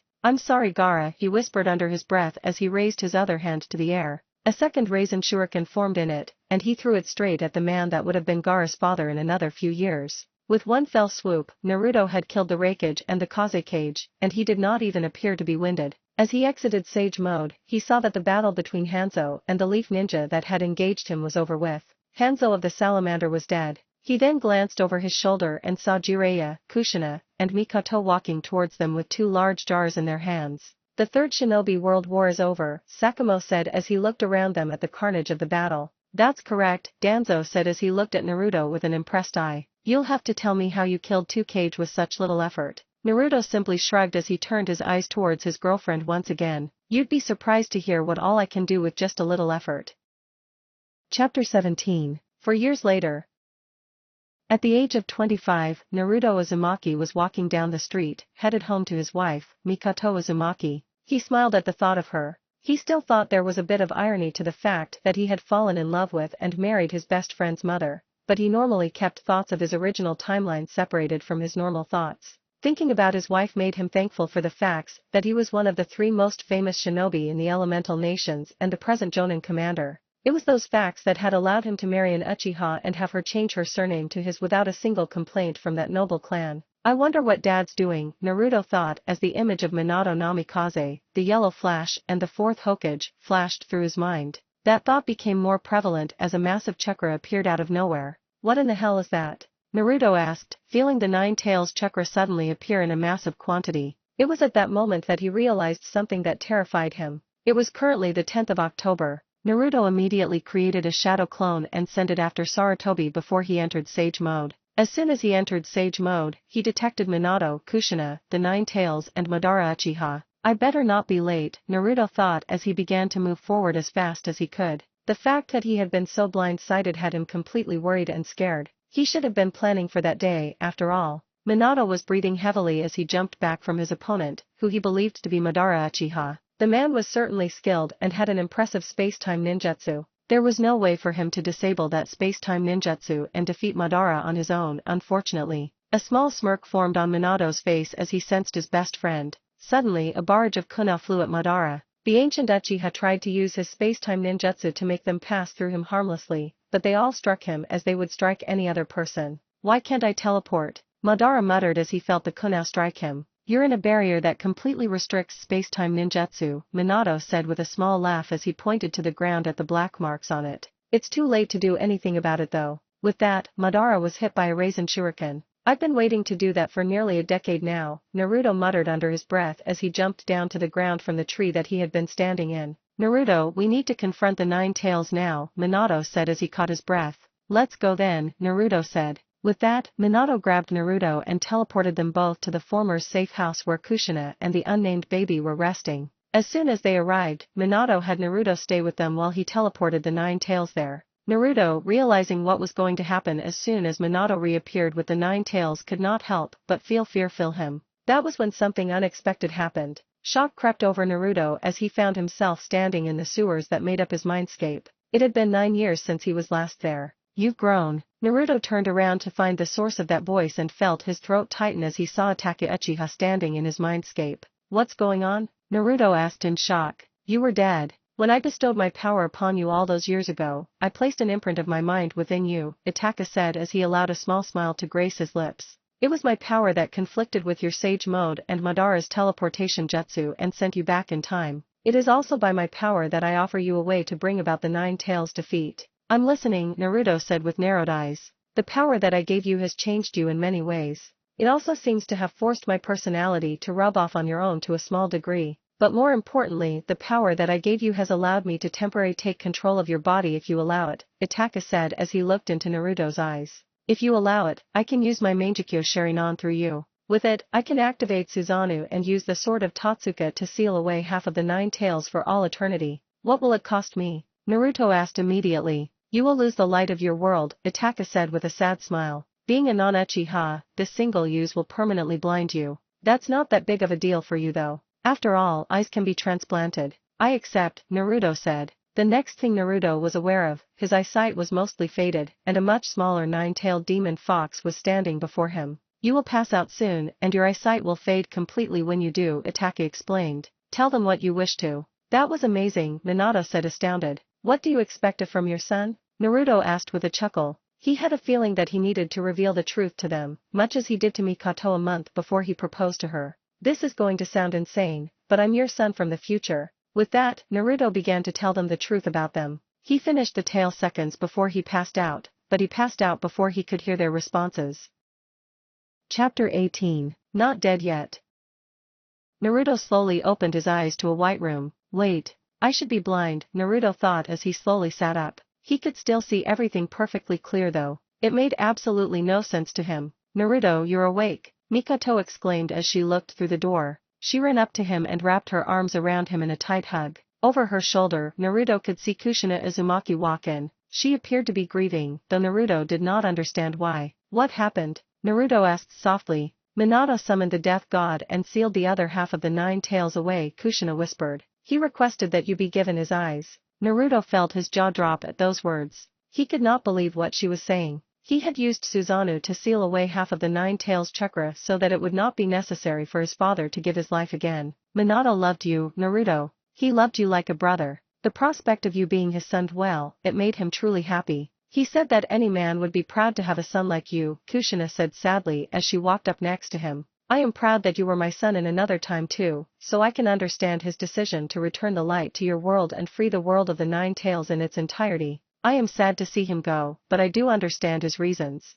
I see it, Naruto said, trailing off as he looked out the window. Did he say anything else? He said that he wanted you to reconsider the offer that you rejected, whatever that means, Kushina answered. She sounded curious as she spoke those last words. Please find the 3rd Hokage and tell him that I've reconsidered, Naruto said as he took a deep breath and stood up from the bed with Mikoto's help. Tell him that I'm willing to be named as the 5th Hokage of the Hidden Leaf Village like he asked me to when the war ended. It was clear that his words shocked Kushina and Mikoto. Neither of them knew of the offer. I was offered the position of 4th Hokage before Minato was, but I turned it down. I was never meant to be the 4th Hokage, Naruto said with a heavy sigh. I know what I am supposed to do now though. It is my destiny to be named as the 5th Hokage, and so I shall be. At the time, Naruto had no idea how true his words were. Later that day, Naruto Uzumaki was named as the 5th Hokage of the Hidden Leaf Village.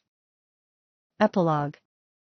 Following his succession as the 5th Hokage, Naruto Uzumaki named Sakamo Hatake as the new Jonin commander. Despite not being trusted fully in his early years as a leaf shinobi in the Third Shinobi World War, Naruto was soon revered as great of a Hokage as Hiruzen Sarutobi was, though he eventually managed to surpass the god of shinobi in that aspect. This was largely a result of the Hidden Leaf Village staying at peace for the entire span of 4 decades that Naruto held the position of Hokage. The only villages that could have stood a chance at lasting more than a short while against the Leaf Village under Naruto's control were the Hidden Cloud Village and the Hidden Mist Village. But neither of those villages were too eager to face off against a man that killed 2 Kage in a single battle and was largely responsible for the death of the strongest of the 9-tailed beasts. Within 5 years of obtaining the position of Hokage, the Hidden Leaf Village had come to be in possession of the 1-tailed beast and the 7-tailed beast through alliances, leaving the Hidden Cloud Village and the Hidden Mist Village as the only foreign shinobi with tailed beasts. Within a decade of becoming Hokage, Naruto accomplished the closest thing to world peace that anyone had ever imagined in his world.